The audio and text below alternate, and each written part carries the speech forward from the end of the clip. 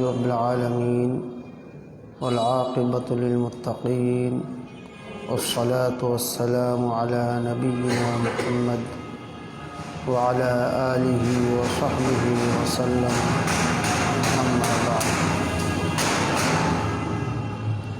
فأعوذ بالله من الشيطان الرجيم كتاب أحكمت آياته ثم فصلت من لدن حكيم خبير وقال النبي صلى الله عليه وسلم إن الله يرفع بهذا الكتاب أقواما ويضع به آخرين رواه مسلم। হেতিম খান ছোট মসজিদে সাপ্তাহিক তালিমি বৈঠকের সম্মানিত উপস্থিতি মুসল্লিয়ান কেরাম,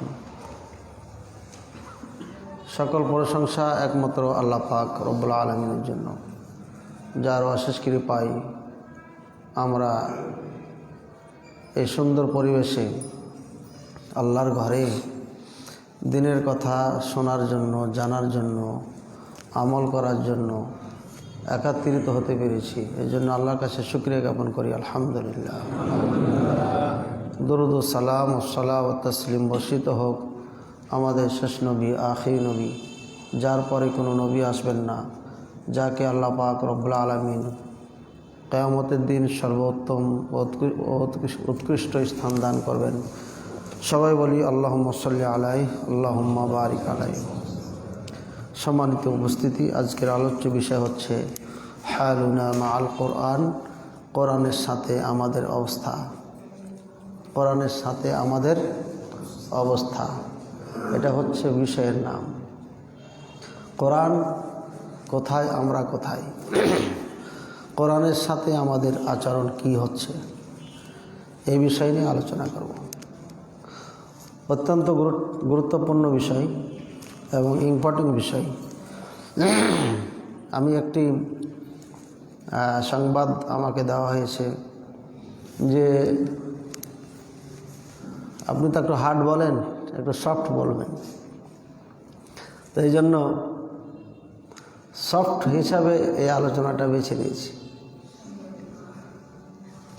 তারপরে যদি হার্ড হয়ে যায় তাহলে আমার করার কিছু নেই,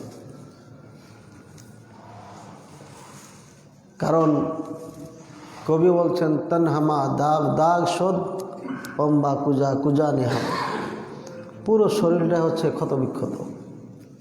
আমরা ওষুধ লাগাবো কোথায়? ডাক্তার যদি দেখেন যে পুরো শরীরটা ক্ষত বিক্ষত হয়ে গেছে, তাহলে উনি প্রথমে একটু দ্বিধাদ্বন্দ্বে পড়ে যাবে, আগে কোনটা সেলাই করব। এটা একটু দেরি হয়ে যায়, তো যেটাই সেলাই করবে বা যেখানেই মলম দিবেন রোগী কষ্ট পাবে, এটাই স্বাভাবিক। আমাদের অবস্থাটা এমনই হয়ে গেছে, কোরআন সুন্নাত থেকে দূরে যেতে যেতে যেতে যেতে এত দূর চলে গেছি যে কোরআন সুন্নাহটা আমাদের কাছে মনে হয় একটা অদ্ভুত কোনো একটা ধর্ম মনে হচ্ছে, বোঝ মনে হচ্ছে, অন্ধকার মনে হচ্ছে। কোরআন কি মেনে চলা যায়? এই যুগে কি সম্ভব? কেমনি? আপনি ভাবছেন কিভাবে এটা করি? আমি মসজিদ ছাড়া তো কোথাও এটা দেখি না। অফিসে যাচ্ছি, ওখানে নারী, ঘুষ, সুদ, রাস্তায় চলছে তাই একই অবস্থা। আর আরডি মার্কেট তো ঢোকা যায় না, দুনিয়ার সব নারীদের এখানে বিচরণ, পুরুষই নাই, সব নারী। এখানে গেলে নিশ্চিত ইমান কিছু রেখেই আসতে হবে। ভয়ঙ্কর একটা জায়গা রাজশাহীর এই মার্কেট। আল্লাহ পাক রব্বুল আলামিন আমাদেরকে বোঝার তৌফিক দান করুন। একটু হার্ড হয়ে গেল এটা, তাই না? এটা একটু হার্ড হয়ে গেল। আল্লাহু আকবার। যা হোক, অন্যদিকে কথা বললে আসলে আজকের আলোচ্য বিষয় শেষ হবে না। তো যা হোক, কোরআনুল কারীম, নবী করিম সাল্লাল্লাহু আলাইহি সাল্লাম বলেন, হাদিসটি সহিহ বুখারী মুসলিমে আছে, মুত্তাফাক আলাইহি, যে প্রত্যেকটা নবীকে মা মিন নবিয়িন মিনাল আম্বিয়া ইল্লা কাদ উতিয়া মিনাল আয়াত পৃথিবীতে এমন কোনো নবী আসে নাই যে তাকে কোনো নিদর্শন, কোনো আয়াত দেওয়া হয়নি, অর্থাৎ প্রত্যেককে একটা বিধান দিয়ে পাঠানো হয়েছে। এমনিভাবে আল্লাহ পাক রব্বুল আলামিন আমাকে দিয়েছেন, ওহী নাজিল করেছেন। আর আমার কাছে যা ওহী নাজিল করেছেন তা দিয়ে আমি ধারণা করছি আমার অনুসারীরা কিয়ামতের দিন সব থেকে বেশি হবে। আর এটি সত্য কথা, নবী করিম সাল্লাল্লাহু আলাইহি সাল্লামের অনুসারীরা সব থেকে বেশি হবে। কেমনে বেশি হবে? সহজ হিসাব, অন্য অন্য নবীদের মাঝে ডিস্টেন্স ছিল 500 বছর, গ্যাপ ছিল খুব কম, 1 নম্বর। দ্বিতীয় নম্বর, তাদের বয়স ছিল বেশি। একই মানুষ 1000 বছর বেঁচে থেকেছে, বৃদ্ধি কম পেয়েছে, উম্মত কম ছিল ওই সময়। আর এখন একটা 3 শতক জমির ওপরে 7টা-8টা ফ্যামিলি থাকে, প্রত্যেকেরই 2টা-3টা করে সন্তান আছে। পুরো একটা গ্রাম, 4 কাঠা জমির ওপরে পুরো একটা গ্রাম, 5 কাঠা হলে পরে 1.5 গ্রাম, 10 কাঠা হলে পরে কয়েক গ্রাম। তাই তো হচ্ছে না বিল্ডিং। সুতরাং এখন মানুষের সংখ্যা বেশি, এই জন্য একটা কারণ। আর একটা কারণ হচ্ছে উম্মতে মুহাম্মাদিয়া সাল্লাল্লাহু আলাইহি সাল্লাম, রাসূলুল্লাহ সাল্লাল্লাহু আলাইহি সাল্লামের উম্মতের আল্লাহ পাক রব্বুল আলামিনের পক্ষ থেকে একটা দায়িত্ব অর্পণ করা হয়েছে কিছু মানুষকে, সেটা হচ্ছে উলামায়ে কেরামদেরকে।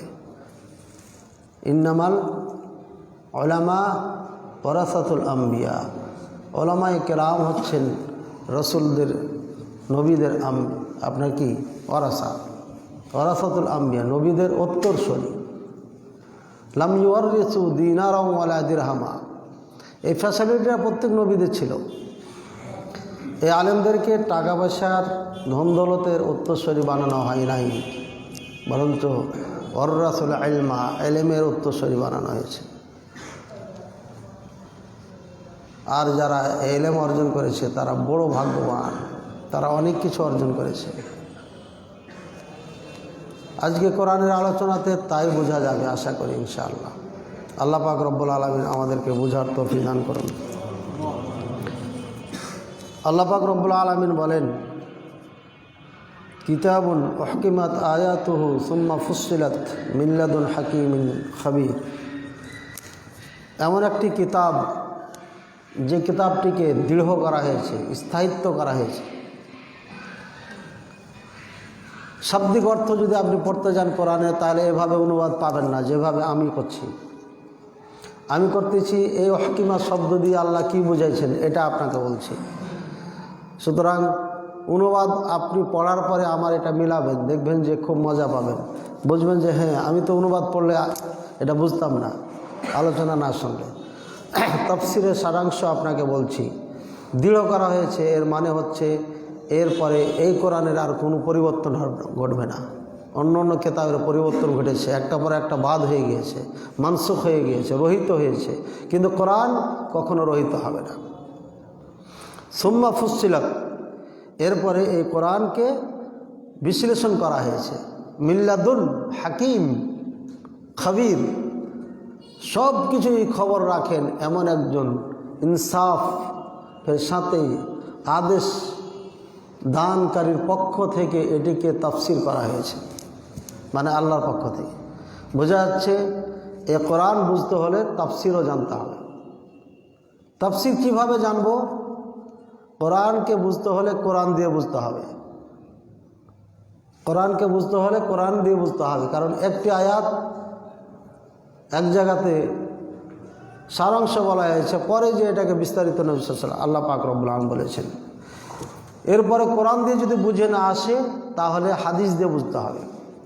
তাহলে কোরআনের তাফসীর কোরআন দিয়ে, কোরআনের তাফসীর হাদিস দিয়ে। হাদিসে যখন যাবেন তখন এই কোরআন পুরোপুরি বুঝতে পারবেন, পুরো কমপ্লিট কোরআন বুঝতে পারবেন। রাসূলুল্লাহ সাল্লাল্লাহু আলাইহি ওয়াসাল্লাম প্রত্যেকটি আয়াত শব্দ টু শব্দ বর্ণনা করে করে সাহাবায়ে কেরামদেরকে শিখিয়েছেন। সুতরাং সেই তাফসীরের দিকে যেতে হবে। যদি যাই তাহলে আমরা এই কোরআনকে বুঝতে পারবো, অন্যথায় বুঝতে পারবো না। ভাইরা আমার, বর্তমানে কিছু বক্তা বের হয়েছে, তারা বলে যে 700 বছর আগেকার তাফসীর চলবে না, বর্তমানে আধুনিক তাফসীর করতে হবে। আর এই বক্তব্য দিতে গিয়ে সেই মিজান, দাঁড়িপাল্লা যে কিয়ামতের দিন আল্লাহ কায়েম করবেন, আসলেই দাঁড়িপাল্লা, ও এটা বুঝাইতে চায় না, বলছে কি জ্বর মাপলে দাড়ি পাল্লা দিয়ে মাপে, জমি মাপলে কি দাড়ি পাল্লা দিয়ে মাপে। এভাবে জনগণকে বুঝিয়ে ঈমান হারা করতেছে। এই দাওয়া করেছিল মুতাজিলারা বহুত আগে, আপনার 300 শতাব্দীতে। আল্লাহ পাক রব্বুল আলামিনের অশেষ মেহেরবানিতে তারা দমন হয়ে গিয়েছে, কিন্তু তাদের এখনও অনুসারী বাংলাদেশে না, গোটা ওয়ার্ল্ডে বসবাস করছে। আবার এই মিডিয়া যুগে এসে তারা আত্মপ্রকাশ করেছে। ঈমান হারানোর বক্তব্য এটা, যে দাড়ি পাল্লা বলে কিচ্ছু নাই। এই মর্মে মোট আমি একদিন দেখতে গেলাম তো 12টি হাদিস আমার চোখের সামনে আসলো, বুখারী থেকে নিয়ে অন্য অন্য হাদিসের কথা, এবং সকল হাদিস প্রত্যেকটি বিশুদ্ধ হাদিস। সুতরাং যারা এমন বক্তব্য দেয় যে সেই পুরানা তাফসির চলবে না, আধুনিক তাফসির বোঝাচ্ছে আপনাকে, এরা আপনাকে ঈমান হারা করছে। এ সমস্ত বক্তার থেকে অবশ্যই আপনাকে বেঁচে থাকতে হবে, না হলে ঈমান নিয়ে কবরে যাওয়া যাবে না। দ্বিতীয় নম্বর, এসব বক্তারা আলেম না, ভাষ্যমান এলেম কিছু নিয়ে অজ করে। আপনাদের মাঝে এমন কোনো মুসাল্লি এখানে নাই যে এখানে বসাই দিলে 1 ঘন্টা কথা বলতে পারবেন না, অবশ্যই পারবেন। সৌদি আরবে প্রত্যেকটি স্কুল কলেজের সিলেবাস হচ্ছে কোরআন সুন্নাহ। মাস্টার্সের চান্স নিতে হলে আপনাকে নিম্নে 5 পারা শোনাইতে হবে, পিএইচডিতে যেতে হলে নিম্নে 10 পারা কোরআন মুখস্থ শোনাইতে হবে। মদিনা বিশ্ববিদ্যালয়ে এভাবে নিয়ম করা আছে। তো সুতরাং যেই দেশে প্রত্যেকটি মানুষই কোরআন সুন্নাহ জানে, সে দেশের প্রত্যেকটি মানুষ এই চেয়ারে বসতে পারে না। এই বক্তব্যের চেয়ারে বসার অধিকার সবার নেই, খোঁজই পাবেন না আপনার।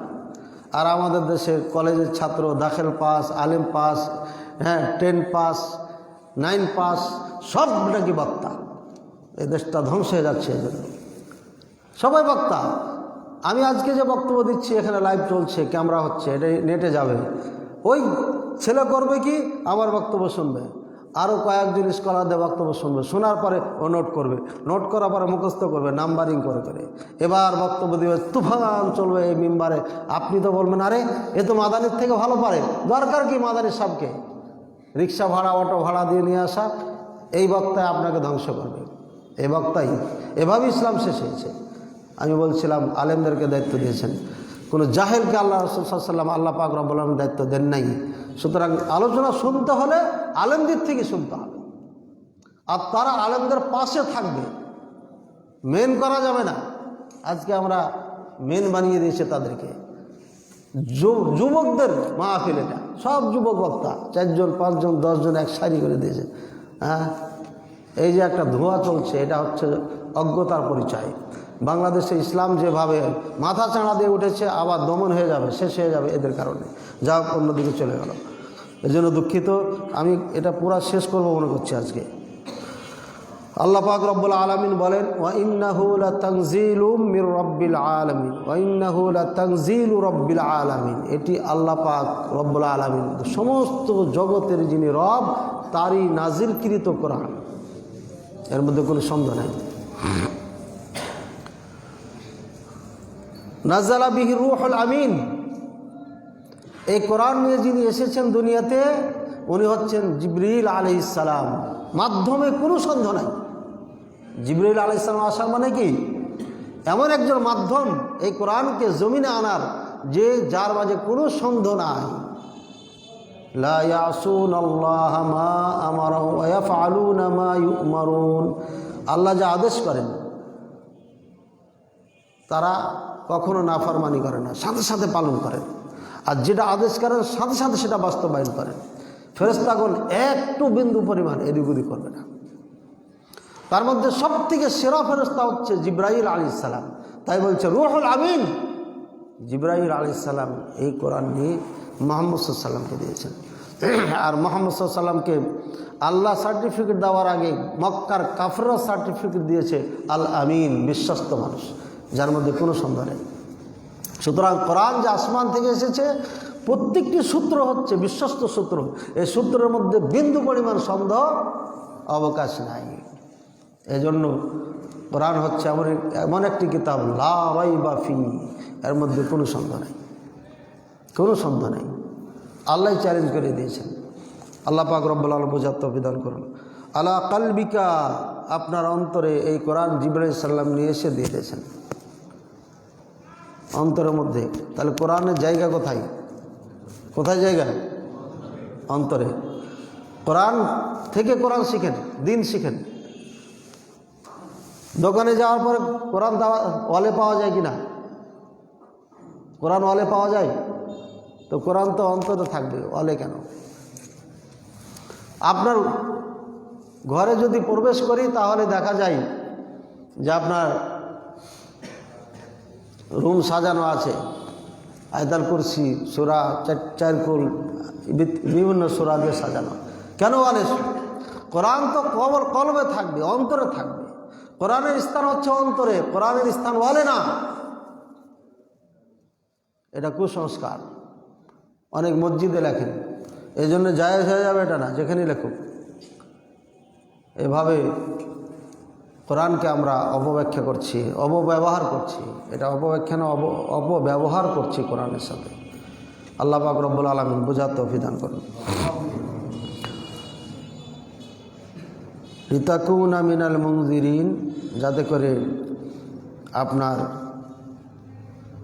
এই কোরআন ভয় প্রদর্শনকারী হয়। তোমরা যেন ভয় ভীতু হও। সুতরাং এই কোরআন আল্লাহ পাক রব্বুল আলামিনের পক্ষ থেকে এসেছে বিশ্বস্ত সূত্রে, যে সূত্রে কোনো সন্দেহ নাই। সেটি জিবরাইল আলাইহিস সালাম এসে দিয়েছেন মুহাম্মদ সাল্লাল্লাহু আলাইহি ওয়াসাল্লামকে তার অন্তরে, কলবে। তারপরে মুহাম্মদ সাল্লাল্লাহু আলাইহি ওয়াসাল্লাম হচ্ছেন সেই সময়কার স্বীকৃতিপ্রাপ্ত বিশ্বস্ত মানুষ, যার মধ্যে কোনো সন্দেহ নাই। এবং স্বয়ং আল্লাহ পাক রব্বুল আলামিনও ঘোষণা দিয়ে দিয়েছেন তার বিশ্বস্ত সম্পর্কে, বিলিসানিন আরাবিয়্যিম মুবিন, স্পষ্ট আরবি ভাষায় নাজিল করা হয়েছে। আরবি ভাষা এখানে মহত্ব রয়েছে, গুণ রয়েছে। এজন্য এখানে আল্লাহ কোরআনকে আরবের ভাষায় নাজিল করেছেন। লা ইয়াতিহিল বাতিলু মিন বাইনি ইয়াদাইহি ওয়ালা মিন খালফিহি তানজিলুম মিন হাকিমিন হামিদ। এই কোরআনের ডান দিয়েও কখনো বাতিল আসবে না, বাম দিয়ে আসবে না, সামনের দিক দিয়ে আসবে না, পিছন দিক দিয়ে আসবে না। কোনো দিক দিয়ে কোরআনের মধ্যে বাতিল ঢুকতে পারবে না। কোরআন যেভাবে অক্ষত ছিল কিয়ামত পর্যন্ত অক্ষত থাকবে। কিন্তু বাতিল মুলবিরা আপনার অপব্যাখ্যা করবে, এতে কোনো সন্দেহ নাই, এটা থাকবে কিয়ামত পর্যন্ত। আল্লাহ পাক রব্বুল আলামিন আমাদেরকে বুঝার তৌফিক দান করুন। আল্লাহ পাক রব্বুল আলামিন এই কোরআনুল কারীম আমাদেরকে নাজিল করে এনে দিয়েছেন যে এই কোরআন দিয়ে আমরা সঠিক পথে চলব। এই কোরআন দিয়ে প্রবৃত্তির শিকার থেকে আমরা মুক্তি পাব, কোরআন থেকে পথভ্রষ্টতার থেকে আমরা মুক্তি পাব। এই কোরআন আল্লাহ পাক রব্বুল আলামিন এই জন্য আমাদেরকে দিয়েছেন। এই কোরআন এমন একটি কোরআন, যে কোরআন যত পড়বেন তত মন চাবে। এই কোরআন ওলামায়ে কেরাম কখনো ক্লান্ত হবে না। ওলামায়ে কেরাম যত পড়বেন, যারা কোরআন সুন্নাহ জানেন, তারা যত পড়বেন তত এখান থেকে আপনার বের করতে থাকবে নতুন নতুন কথা। আজকে একটা তাফসীর লেখা হয়ে গেছে, জীবনে এর বাইরে কেউ যাবে না, পারবে না, এমনটি না, নতুন কথা বের হবে। হয়তো যেমন আমি একটা কথা বললাম যে কলবে থাকবে কোরআন, স্থান হচ্ছে কলব। হতে পারে কোনো তাফসীরের কথা লেখা হয়নি, কিন্তু আমি বলেছি এই কোরআনের শব্দের দিকে লক্ষ্য করে। আর কয়েক সেকেন্ড আগে আমি যখন কোরআন তেলাওয়াত এই আয়াতটা পড়ি নাই, তার আগেই আমার মনের মধ্যে এই কথাটা ছিল না যে আমি এই কথাটা বলি। এটা আল্লাহর পক্ষ থেকে বলিয়ে দিয়েছেন আমাকে। সুতরাং এইভাবে কোরআনের যত যে গবেষণা করবে এভাবে বের হতে থাকবে। কিন্তু যখন কোরআন সুন্নাহ মিলে যখন বাইরে চলে যাবে, তখন বুঝবেন যে এটা ভ্রান্ত। যেমন এর আগে বললাম, দাড়িপাল্লাকে অস্বীকার করেছেন জৈনক একজন বক্তা। আল্লাহ পাক রব্বুল আলামিন এই কোরআন এমন একটি কোরআন নাজিল করেছেন, যারা পড়বে তাদের অন্তরে প্রশান্তি লাভ করবে, যারা আমল করবে তারা নেকি পাবে, আর যারা এর দ্বারা ফায়সালা করবে তারা ইনসাফগার হবে, কিয়ামতের দিন আরও সে ছায়া পাবে। আল্লাহ পাক রব্বুল আলামিন এই জন্য এই কোরআন নাজিল করেছেন। আর যারা এটাকে পড়ে বুঝে মানবে তারা সঠিক পথে থাকবে। এই জন্য বলছে ওয়ালাকিন্নাল্লাহা ইয়াশহাদু বিমা আনজালা ইলাইকা আনজালাহু বিইলমিহি ওয়াল মালাইকাতু ইয়াশহাদুন ওয়া কাফা বিল্লাহি শাহিদা। ইহুদিরা এসে বলছে, মুহাম্মদ তোমার কাছে যা অবতীর্ণ হয়েছে এটা আমরা জানি না, এটা আমরা বুঝি না, জানি না কিছু। তখন আল্লাহ পাক রব্বুল আলামিন এই কোরআনে আয়াত নাজিল করলেন যে কাফেররা ইহুদিরা না জানলে কি হবে, ওয়ালাকিন্নাল্লাহ ইয়াশহাদ, আল্লাহ সাক্ষী দিচ্ছেন, আল্লাহ সাক্ষী, এটা আল্লাহর কালাম। আনজালা বিমা আনজালা ইলাইকা, আপনার কাছে যা নাজিল করা হয়েছে, অবতীর্ণ করা হয়েছে, এটা আল্লাহ পাক রব্বুল আলামিন সাক্ষী দিচ্ছেন। তারপরে আনজালাহু বিইলমিহি, আল্লাহ পাক রব্বুল আলামিন যে নাজিল করেছেন এটা তার লহে মাহফুজে, তার ইলমেও রয়েছে, তোমরা না জানলে সমস্যা নেই। ওয়াল মালাইকাতু ইয়াশহাদুন, তোমরা কতিপয় মানুষ এটাকে মানছো না, কিন্তু কোটি কোটি অগণিত ফেরেশতা এরা সবাই সাক্ষী দিচ্ছে এবং এটাকে বিশ্বাস করে। ওয়াকাফা বিল্লাহি শাহিদা, আর আল্লাহ সাক্ষ্য হচ্ছে এনাফ, যথেষ্ট। কি বুঝলাম এই আয়াত থেকে? সবার মাথা ব্রেন এখন চলে গেছে আমাদের মক্কা বা মদিনা। ইহুদিরা এসে রাসূল সাল্লাল্লাহু আলাইহি ওয়াসাল্লামকে বলেছিলেন যে আমরা এটা জানি না। মক্কার কাফেররা বলেছিল না, এটা আমরা বুঝি না, জানি না, আল্লাহর কালাম কিসের কালাম এটা বুঝি না। আমাদের ব্রেনটা কিন্তু এখন মক্কার মদিনাতে আছে, ব্রেনটা ফিরিয়ে নিয়ে আসেন। এ কথা আমরা বলছি কিনা? যে আমরা বলছি। হুজুর কি বক্তব্য দিচ্ছেন? এই কোরআন দিয়ে কি আর দেশ চালানো যায়? কোরআন দিয়ে কি আমার ব্যবসা বাণিজ্য চলে? এতে মিনিটে মিনিটে মিথ্যা কথা বলতে হয়। কাফেররা যে কারণে অস্বীকার করেছিল, সমাজের সাথে যদি কোরআন অ্যাডজাস্ট করে দেয় তাহলে সমাজ থাকবে না, তাদের সমাজ ভেঙে টুকরো টুকরো হয়ে যাবে। এই জন্য তারা এড়িয়ে চলতো, অন্তর দিয়ে জানতো যেটা কোরআন, এতে কোনো সন্দেহ নাই। কারণ চ্যালেঞ্জ করেছেন আল্লাহ, একটা আয়াত এনে দেখাও, কিন্তু দেখাইতে পারে নাই, বিশ্বাস করতো তারা। তাই চুপে চুপে আবু জহল পর্যন্ত কোরআন শুনতো, কিন্তু মুখে কাজে এটা মানত না। আমাদের অবস্থা তাই হয়েছে কিনা? বড় শিক্ষিত মানুষ যারা আমাদের দেশের, তারা তো বলছে এটা দিয়ে কি বিচার করা যায়? জজ সাহেবরা তো আমাদেরকে কখনো জানবেন না, থেকে গেল ওনাদের যে ল আছে, ল, পুরো লটার মধ্যে গোটা পৃথিবীতে যা যেটা সমস্যা হয়, সম্মুখীন হই আমরা, এর বিচারের সব ফয়সালা আছে। আছে, আমি চ্যালেঞ্জ করছি, আমি তো লয়ার না, কিন্তু আমি চ্যালেঞ্জ করছি সব বিষয়ে ফয়সালা তাদের এই আইনের মধ্যে নাই। তাই পার্লামেন্টে বসে আইন বানাইতে হয়। তাই আপনার করে কি, জজ সাহেবরা টেবিলে বসে 7 জন 8 জন 10 জন করে বসে কি করা যায়, কি করা যায়, তখন এই বুদ্ধি আসে। কোরআন সুন্নাহ ভিত্তিক হলে আল্লাহর পক্ষ থেকে, আর কোরআন সুন্নাহর পক্ষ ভিত্তি যদি না হয় তাহলে শয়তানের পক্ষ থেকে ওহি আসে তাদের কাছে, আসার পর একটা ফয়সালা দিয়ে দেয়। হ্যাঁ, এই মাদানিকে বক্তব্য দিতে দেওয়া যাবে না, মাদানি বক্তব্য দিলে পারে তো সমস্যা হয়ে যাবে। তাহলে কি করা যায়? হ্যাঁ, এ তো রাষ্ট্রদ্রোহী কাজ করছে, এই যে শয়তানের ওহি করে, শয়তানে ওহি করে তার ওলির কাছে, এই তো রাষ্ট্রদ্রোহী কথা বলছে, আমাদের লয়ের বিপক্ষে কথা বলছে, সুতরাং একে বন্দি করে দাও। এই যে শয়তান, ওহি শয়তান থেকে আসবে আর না হয় আল্লাহর পক্ষ থেকে আসবে। যা হোক,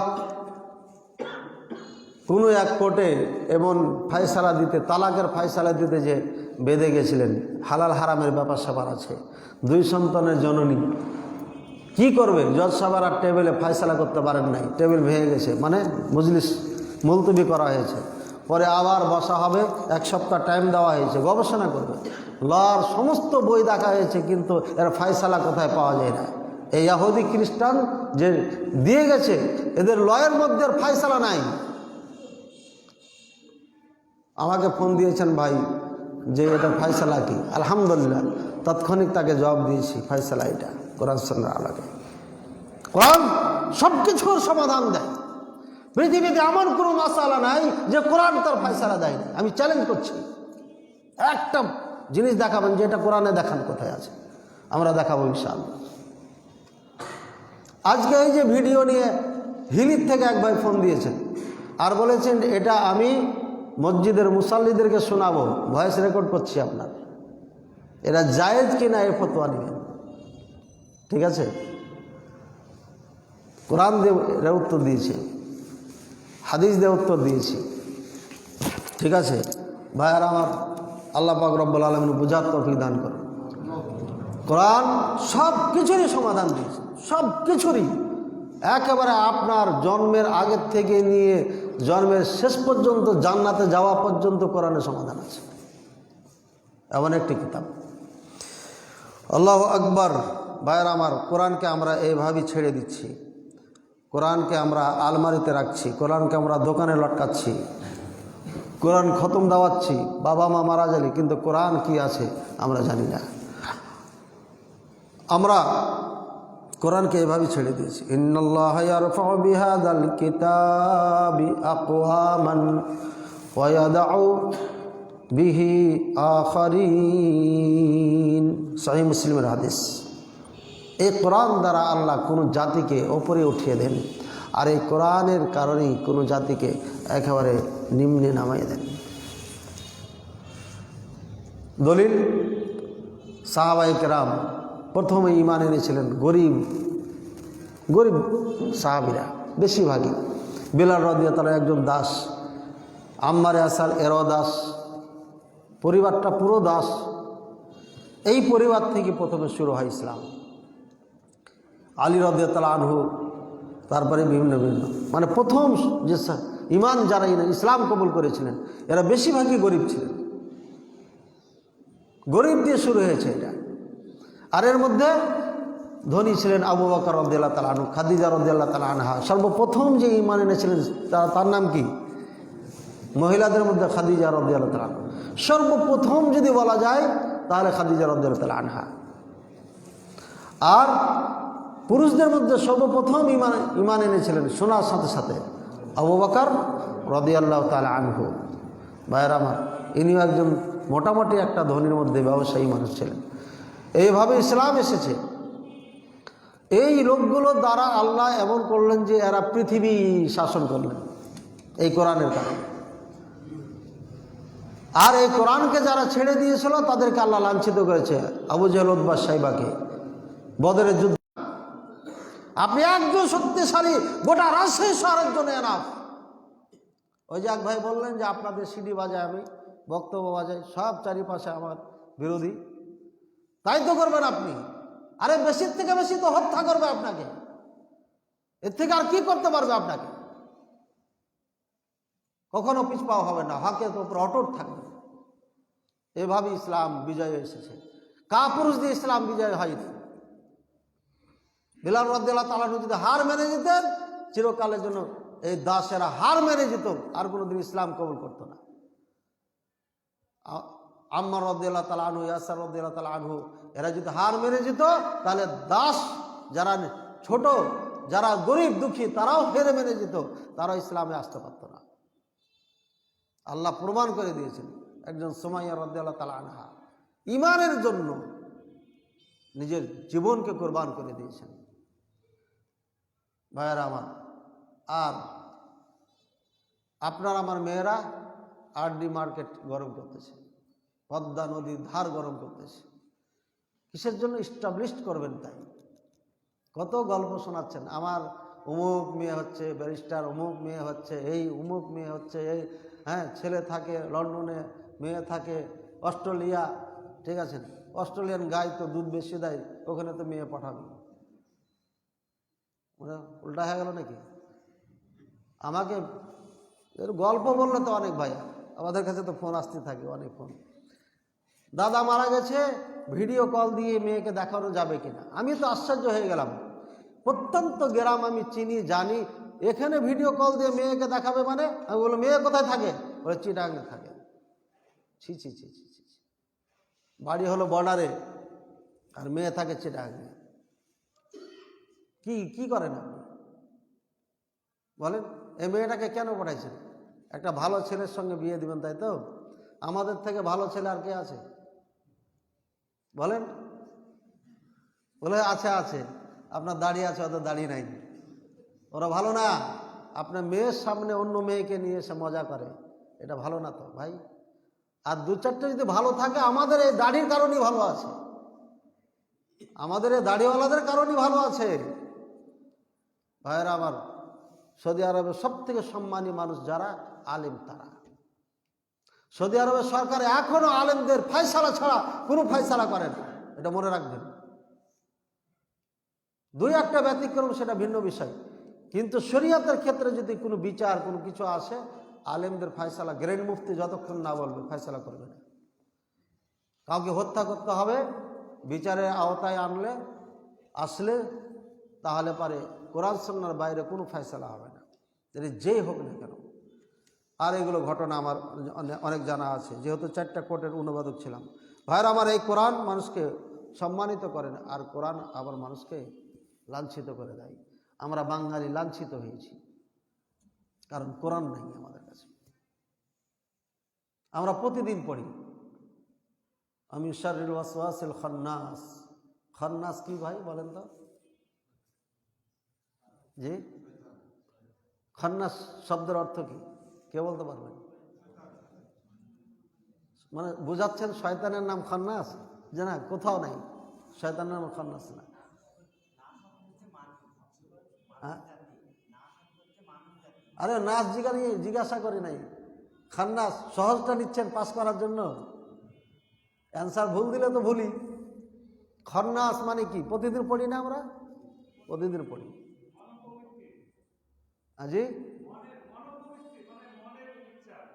মনের ইচ্ছা কুমন্ত্রণাদানকারী। যাক, যেভাবে ওয়াজ শুনেছেন ওইভাবে বলছেন না। অনুবাদে কি আছে আমি জানি না, আমি অনুবাদ দেখিনি বাংলা। তা বলে দিই এটা, যে কানে কানে কানে কুমন্ত্র দেয়, কানে কানে ফুসফুস ফুস করে, এটা হলো খান্নাস। বুঝেছেন? এবার বাংলায় কি লেখা আছে আমি জানি না, আমি ছাত্র বয়সে পড়েছিলাম, ওইটা বলে দিলাম। এরপরে কুল আউযু বিরাব্বিল ফালাক, ফালাক জানি, মিন শাররি মা ফালাক, মিন শাররি গাসিকিন, গাসিকিন মানে কি? ইযা ওয়াকাব মানে কি? মিন শাররি নাফাসাতি, নাফাসাত মানে কি? দুই একটা জানেন? হ্যাঁ, ছাত্র মানুষ তা একটু জানেন। আপনারা যারা সাধারণ মানুষ আছেন, যারা সবসময় এই আয়াতগুলো পড়েন, এই কোরআন এই শব্দগুলো অর্থ জানেন? সূরাগুলো জানেন? জানেন না। অনেক আমরা এভাবে নিচ্ছি যে কোরআনের আজকে কি বলছে এটা আমাদের কাছে মনে হয় কোনো প্রয়োজনই নেই। আল্লাহ পাক রব্বুল আলামিন যে কোরআন আমাদেরকে দিয়েছেন, এটা যে সংবিধান, এটা যে শান্তির দূত বা শান্তি, এর মধ্যে যে সব কিছু কল্যাণ রয়েছে, আমাদের মনে হচ্ছে কোরআনে এগুলো কিচ্ছু নাই। এটা বোঝার ইচ্ছাও করে না, আর আমাদের বোঝার মনও চাই। সুবহানাল্লাহ। কিয়ামতের দিন কি বলবে জানেন? ওয়ায়াযু যালিমু ইয়াদাইহি, কি আয়াতটা হাফেজে করার নাই? ইয়াকুল ইয়া লাইতানি ইত্তাখাযতু মা'আর রাসূলি সাবিলা। ভুল হলে হাফেজ সাহেবরা বলবেন যে যদি রসুলদের রাস্তা নিতাম। নবীগণ শেখাত করবে ইত্তাখাযুল কোরআন মাহজুরা, এরা কোরআনকে ছেড়ে দিয়ে চলো, সুতরাং এর ব্যাপারে কোনো ধারণা আমাদের আপোষ নেই। রাসূলুল্লাহ সাল্লাল্লাহু আলাইহি ওয়াসাল্লাম যদি আপনার আমার বিপক্ষে দাঁড়িয়ে যায় আরে ঘোষণা দিয়ে দেয় কোরআনকে ছেড়ে দিয়ে চলে এতিমখানা মসজিদের মুসাল্লিরা, তাহলে 5 ওয়াক্ত সালাত কোনো কাজে আসবে না। কোটি টাকা দান খারাপ কোনো কাজে আসবে না। কোরআন ছেড়ে দিয়েছি আমরা, কোরআনের অর্থ বুঝি না, কোরআনের বাস্তবায়ন নাই। আমি মুসলিম দাবি করছি আমাকে, আর কেমনে বুঝাবো আপনাকে? আমাকে বলেন তো। খুব কষ্ট লাগে, খুব কষ্ট লাগে। আল্লাহু আকবার। আমাদের মেয়েদেরকে এমনভাবে তৈরি করছি, আমার কাছে এমন খবর এসেছে মেয়ে ডিগ্রি পাস, কোনো আলেমে তাকে পায়গাম দিয়েছে, খুব ভালো ফ্যামিলির একটা ছেলে, চিনি আমি ছেলেটাকে। তো মেয়ে বলেছে যে আমার বাবাকে আমি একটা দাবি জানিয়ে রেখেছি যে বাবা বিয়ে তো দিবেন আমাকে, কিন্তু দাড়িওয়ালার সাথে দিয়েন না। কথা বলছেন? এই হল অবস্থা। জানি না এই মেয়েটা কেমন আছে, একটু জানার দরকার, চেষ্টা করব আমি। বহু পুরানা কথা ভুলে গেছিলাম, মনে হলো এই মেয়েটা সংবাদ নেওয়া দরকার। আর একটা মেয়ে MA পাস করেছে, ও মৌলবি বিয়ে করবে না, বাপ মা একটু দিনদারি ছিল, আলেম দেখে বিয়ে করবে, ডিনাই করে করতে করতে চিরকুমারী হয়ে ঘরে বসে আছে, মনে হয় 50 পার হয়ে গেল। এই তো শিক্ষা দিচ্ছেন মেয়েদেরকে। আরে কোরআনের দুশ্মন হয়ে যাচ্ছে আপনার সন্তান, যার পিছনে এত টাকা পয়সা ব্যয় করছেন। আপনি আমি আবার চাচ্ছি যে জান্নাতে যাব। রাজশাহীর কথা কি বলা যাবে? এটা দূরের কথা বলেছি। রাজশাহীর কথা, আমি একটা মাদ্রাসা দিয়েছি, 10-12 জনের খানা আমার বাসায় পাক হয়। তো এখনো বাবুর্চি ব্যবস্থা করতে পারি নাই, যার কারণে বাসায় তাদেরকে নিয়ে এসে খানার খাওয়ায়া পাঠাই দিতাম। চুপচাপ আসতো, চুপচাপ চলে যেত। একটা নির্মাণাধীন বিল্ডিং, শতবার মিস্ত্রি যাতায়াত করে, পর্দা নাই, পুশিদা নাই, 100 পর্দা। আমরা 2টা ফ্যামিলি করি, আমি আর আমার বামে যে ফ্যামিলি থাকে। অন্যরা করেন, 100-এর কথা বলছি আমি, অন্য গারাও তো আমি জানি না। তো বাড়ি মালিক বলছে যে হুজুর বাড়ি ছেড়ে দেন। কেন? এই যে তালপিলিমে আসা যাওয়া করছে, এটা করা যাবে, আপনি বাড়ি ছেড়ে দেন। সোজা এ কথা একেবারে। মানে দাড়ি টুপি কোরআনের ছাত্র দেখলে পারে গায়ে আগুন লেগে যায়, অথচ 5 ওয়াক্ত সালাত পড়ে না। কি হবে আপনার এই সালাত দিয়ে? নবীর ওয়ারিসদেরকে দেখলে আপনার গায়ে আগুন লেগে যায়, আর আপনি 5 ওয়াক্ত সালাত পড়েন। দেখে আপনার মতো মুসাল্লিকে, এই মুসাল্লি দিয়ে কোনো লাভ হবে না ইনশাআল্লাহ। আল্লাহর কসম খেয়ে বলছি, এই মুসাল্লি দিয়ে কোনো লাভ হবে না। যে মুসাল্লি দাড়ি টুপি দেখলে, কোরআনের ছাত্রকে দেখলে সহ্য করতে পারে না। ক্ষতি কি তার? ক্ষতি একটাই, এই 10 জন ছেলে 10 গিলাস পানি খাবে, আমার পানি কমে যাবে। হাত ধুইবে আর হাত ধোয়ার পানি কমে যাবে। মনে হয় মাথার মধ্যে এটা এসেছে। আর না হয় মুলবি দেখলে পারে গায়ে আগুন লাগে, জ্বলে যায়, সহ্য করতে পারছে না। দুটো একটা হবে। আল্লাহ হেদায়েত দান করুন। আজ তো মুসলমান আমরা এটাই হয়েছি না। একজন ইমাম মসজিদ যদি যা বাসা ভাড়া নিতে যায়, কি করেন? ইমামতি করি। ইমামতি নিয়ে আপনি বাসা ভাড়া থাকতে পারবেন? মাথার মধ্যে এটা আসে, না না না হুজুর আপনাকে দেওয়া যাবে, আপনি না করে দিচ্ছেন, ঠিক আছে। অথবা হুজুর দেখি বলছেন যে না না আমার বাড়ি ফাঁকাই, টুলে যে লাগানো আছে, ও হয়ে গেছে ভাড়া, তো এটা নামাইতে ভুলে গেছি, এই নামাই নিবে এখন। কথা বুঝছেন? এই তো অবস্থা আমাদের। ছি ছি ছি ছি ছি। আমরা মুসলমান, মাশাআল্লাহ, ভালো মুসলমান। দুঃখের কথা বলে কি আর মানুষকে বোঝানো যাবে? আল্লাহ পাক রব্বুল আলামিন, নবী করিম সাল্লাল্লাহু আলাইহি ওয়াসাল্লাম বলেন, আল কুরআনু হুজ্জাতুল লাকা ওয়া আলাইকা। কোরআন তোমার পক্ষে হবে আর না হয় বিপক্ষে হবে। কোরআন ছেড়ে দিবে না, আপনাকে ছেড়ে দিবে না, আমাকে ছেড়ে দিবে না। কোরআন হয় পক্ষে হবে আর না হয় বিপক্ষে হবে। এটা ভালো করে মাথায় নিয়ে যান আজকে। কোরআন হয় আপনার পক্ষে হবে আর না হয় আপনার বিপক্ষে হবে, এতে কোনো সন্দেহ নাই। কোরআন আছে আপনার সাথে, কিয়ামতের দিনও আপনার সাথে থাকবে, হয় পক্ষে আর না হয় বিপক্ষে। আর না হলে হাদিস মিথ্যা, নাউজুবিল্লাহ। এটা হাদিস কোথা থেকে বললাম? সহিহ মুসলিম থেকে বললাম। সহিহ মুসলিম মানে কি? সহিহ মুসলিম মানে কি? কেউ যদি দাঁড়িয়ে বলে হেদিম খান ছোট মসজিদ নাই, এটা হাওয়ায় উড়ে গেছে, এটা সত্য হতে পারে, কিন্তু সহিহ মুসলিম বুখারীর হাদিস মিথ্যা হতে পারে না। সহিহ মুসলিম বুখারী মানে এই জন্যই তো আমরা সহিহ মুসলিম আর বুখারী বলি। ভালো করে মনে রাখবেন। সারা জীবন ওয়াজ শুনছি আমরা, কিন্তু কোরআনকে চিনি না। কোরআনকে চিনি না, কোরআনের সঙ্গ দিই না। আছে কেউ বলতে পারবো যে প্রতিদিন আমি এক পারা করে পড়ি, হাফ পারা করে পড়ি, 5 পৃষ্ঠা করে পড়ি? কেউ নেই। হ্যাঁ, তুমি তো পড়বা, তুমি তো আমার মাদ্রাসার ছাত্র, তোমাকে এক পারা পড়াই নেবো তো ইনশাআল্লাহ। আলহামদুলিল্লাহ, যাক মজলিস খালি হয় না, 3 জন তো পেয়েছি। আমার মাদ্রাসার নিয়ম থাকবে 1 পারা কোরআন পড়তেই হবে ইনশাআল্লাহ। আর যারা খুব কষ্ট করে পড়ে, যে ভারী হলে 2 ডবল নেকি, অলসতা করে কোরআন ঠিক করবে না, তারপরে বলবে যে কষ্ট করে পড়লে ডবল নেকি। ডান্ডার বাড়ি খাওনি তো, তুমি এত সুন্দর করে সব কিছু পড়তে পারো আর কোরআন সুন্দর করে পড়তে পারো না। তুমি আমার কাছে আসো, আমি কোরআন শুদ্ধ করাই দিচ্ছি, তোমার বক্তব্য দেওয়া লাগবে না। দেখেন, আমি কাউকে টার্গেট করে বলছি না, আবার মানে আমাদের অবস্থার ওপরে বলছি আমি।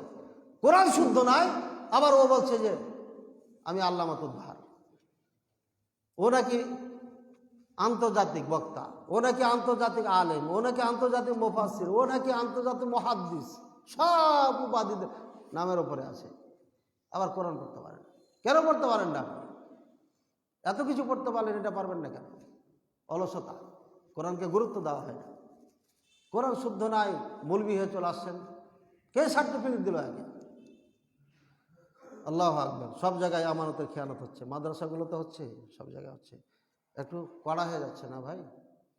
আমাকে তো নিষেধ করা হয়েছিল, কড়া হলে ক্ষমা করবেন। আপনাকে বোঝানোর জন্য বলছি, কোরআন থেকে আমরা এত পিছিয়ে, এত দূরে সরে গেছি। কোরআন তো আমাদের মনে হচ্ছে কিচ্ছু না, একটা একটা কি বলবো আমি, পত্রিকাকে যত মূল্যায়ন করছেন আপনি, মাত্র 10 টাকা দিয়ে ক্রয় করে সকাল সন্ধ্যা পড়ছেন, পুরো আপনার 16 পৃষ্ঠা পত্রিকা পড়ে ফেলছেন, এদিক থেকে ওদিক সব কিছু। হ্যাঁ, আর যদি কোনো ধর্ষণের যুবকেরা পেয়ে যায় তাহলে ওটা আরও বেশি ভালো করে পড়ে, একের অক্ষর অক্ষরে ভালো করে পড়ে, কিভাবে করলো আর আমি কেমনে পারবো কি পারবো না, ট্রেনিং। আর সাংবাদিক ভাইয়েরা মাশাআল্লাহ ওগুলোকে খুব ভালো করে লাগে। আল্লাহ হেদায়েত দান করে সবকে। সময় কি চলে যাচ্ছে নাকি ভাই? কয়টা পর্যন্ত? আল্লাহ রহম ফরমান। এবার কোরআন ওয়ালাদের কথা বলি কিছু। এতক্ষণ তো কোরআন নিয়ে কিছু কথা হলো, ছেড়ে ছুড়ে দেওয়ার মতো। কোরআন ওয়ালা কারা? কোরআন ওয়ালা কারা? ইয়া আল্লাহ রহম ফরমা। জাযাকুমুল্লাহ খায়র। লা ইলাহা ইল্লাল্লাহ, আল্লাহু আকবার। ভাইয়ের আমার, কোরআন হচ্ছে আল্লাহ পাক রব্বুল আলামিনের কালাম। যিনি আমাকে সৃষ্টি করেছেন, আপনাকে করেছেন, যিনি আসমান জমিন সৃষ্টি করেছেন। আসমান জমিন ছাড়াও অনেক জগৎ আছে, সেই জগতেরও সৃষ্টিকর্তা উনি। সব থেকে ছোট জান্নাত যাকে দেবে আল্লাহ, কত বড় হবে? 10 দুনিয়ার সমান হবে। হাসি ঠাট্টা না এটা, এত বড়ই দেওয়া। দুনিয়াতে এত কষ্ট করেছে, ওকে আল্লাহ দিবে না? মানে দিবে। ছোট্ট জান্নাতটা যদি 10 দুনিয়ার সমান হয়, তাহলে আল্লাহ যে আরো জগৎ আছে, এতে কি কোনো সন্দেহ আছে? সন্দেহ নাই। আরো জগৎ আছে, আমি দেখতে পাচ্ছি আরো জগৎ আছে। কোরআন সুন্নাহ বুঝাই এটা। পৃথিবীটা একটা ছোট্ট একটা জগৎ, ওই সব জগতের তুলনায় একেবারে ছোট্ট একটা জগৎ। একটা ডিমের মতো আল্লাহ সাগরের ভিতরে ছেড়ে দিয়েছে, আমরা ওর মধ্যে ঘোরাফেরা করছি, ভেসে বেড়াচ্ছি। এটাই 7 আসমান 7 জমিন। 7 আসমান 7 জমিন একটা ডিমের মতো। ডিম আল্লাহর কাছে একটা সরিষার দানার মতো, ওটা সাগরে ছাড়া আছে। আল্লাহর আরশ ছিল আসমান পানির ওপরে। ইন্নাল্লাহ কাতাবা মাকাদিরাল খালাইক ক্বাবলা ইয়াখলুকাস সামাওয়াতি ওয়াল আরদা বি50 আলফা সানা ওয়া কানা আরশুহু আলাল মা। হাদিস সহিহ মুসলিমের। আসমান জমি সৃষ্টি করার 50,000 বছর আগে আল্লাহ সমস্ত মাখলুকের ভাগ্য লিখে দিয়েছেন, আর আল্লাহর আরশ ছিল আর পানির ওপরে। ওই আল্লাহর আরশ এখনো পানির ওপরই আছে। এই আরশের অনেক নিচে এই দুনিয়া, 7 আসমান 7 জমি, বুঝছেন? অনেক নিচে।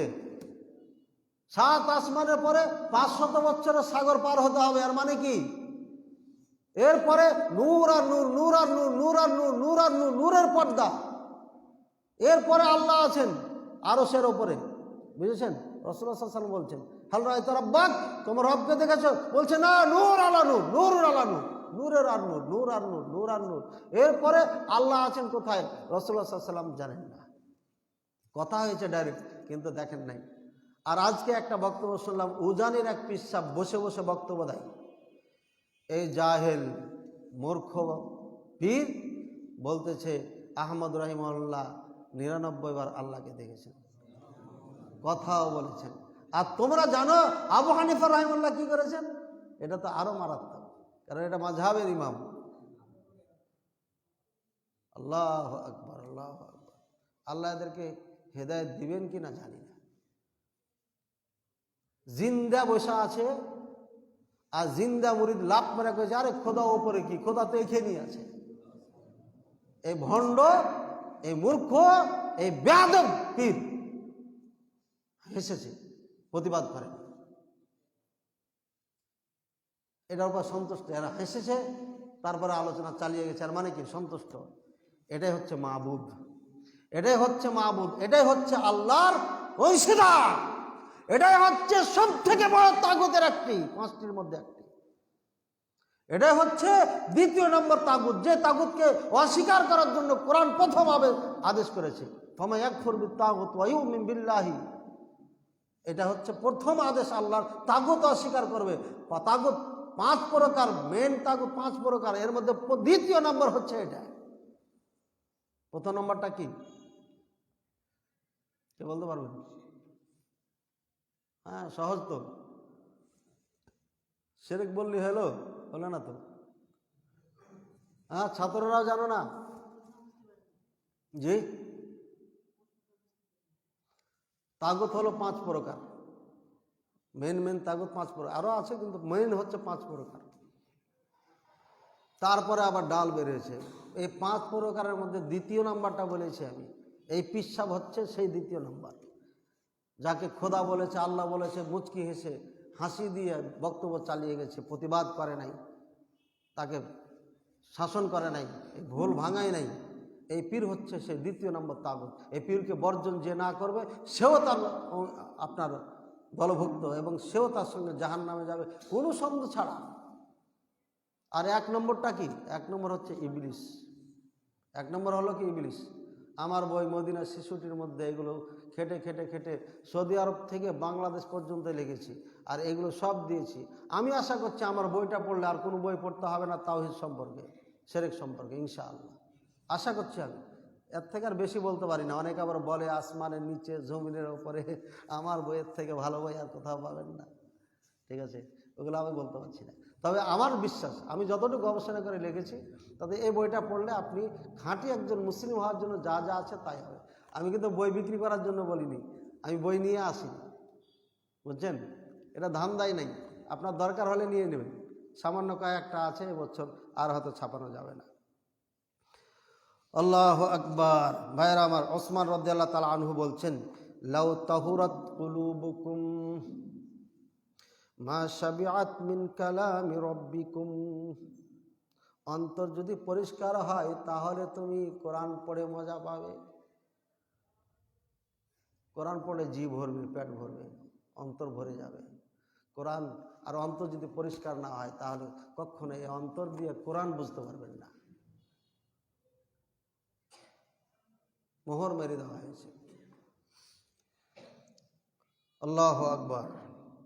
আহলুল কোরআন, ভাইয়েরা আমার, যারা কোরআনওয়ালা তারা কোরআনকে যেভাবে হক সেভাবে তারা হক অধিকার দিবে, তেলাওয়াত করবে, মুখস্থ করবে, চিন্তা করবে, চিন্তা করে করে প্রত্যেকটি আপনার বিষয়ে, প্রত্যেকটি ক্ষেত্রে এটাকে প্র্যাকটিক্যাল বাস্তব করবে, প্রমাণ করবে। ইন্নামাল মুমিনুনা আল্লাযীনা ইযা যুকিরাল্লাহু ওয়াজিলাত কুলুবুহুম ওয়া ইযা তুলিয়াত আলাইহিম আয়াতুহু যাদাতুহুম ঈমানাও ওয়া আলা রাব্বিহিম ইয়াতাওয়াক্কালুন। এখানে এক ভাই বললেন যে অমুককে কোরআন পড়তে দেন, ওনার পড়াটা খুব ভালো, কোরআন কণ্ঠটা ভালো আছে, কিন্তু কোরআনের অনেক জায়গায় কাউরি ঠ্যাং ভেঙে দিয়েছে, কাউরি মাথা কেটেছে, মানে সমস্যা আছে, আরও শুদ্ধ করতে হবে। ঠিক আছে ভাইরা আমার, কোরআন আমরা এমন করে দিলাম, কোরআনে এত গুরুত্ব নাই। মুমিন তো আরাই ইযা যুকিরাল্লাহ ওয়াজিলাত কুলুবুহুম, আল্লাহ মুমিনের পরিচয় দিচ্ছেন। কোরআন যখন পড়বে, যখন যুকিরাল্লাহ, আল্লাহ জিকির হবে, এই যে আলোচনা হবে, কলব কি হবে? ওয়াজিলাত, নরম হয়ে যায়, নরম। এই মনটা কি হবে ভাই? নরম হয়ে যাবে। কথা শুনে যদি মন নরম হয় তাহলে মজলিস থেকে উঠতে মনে চাবে? হ্যাঁ, ডায়াবেটিসও কাজ করবে না। কোরআন যদি পেয়ে যায় ডায়াবেটিস কাজ করবে না। আল্লাহু আকবার।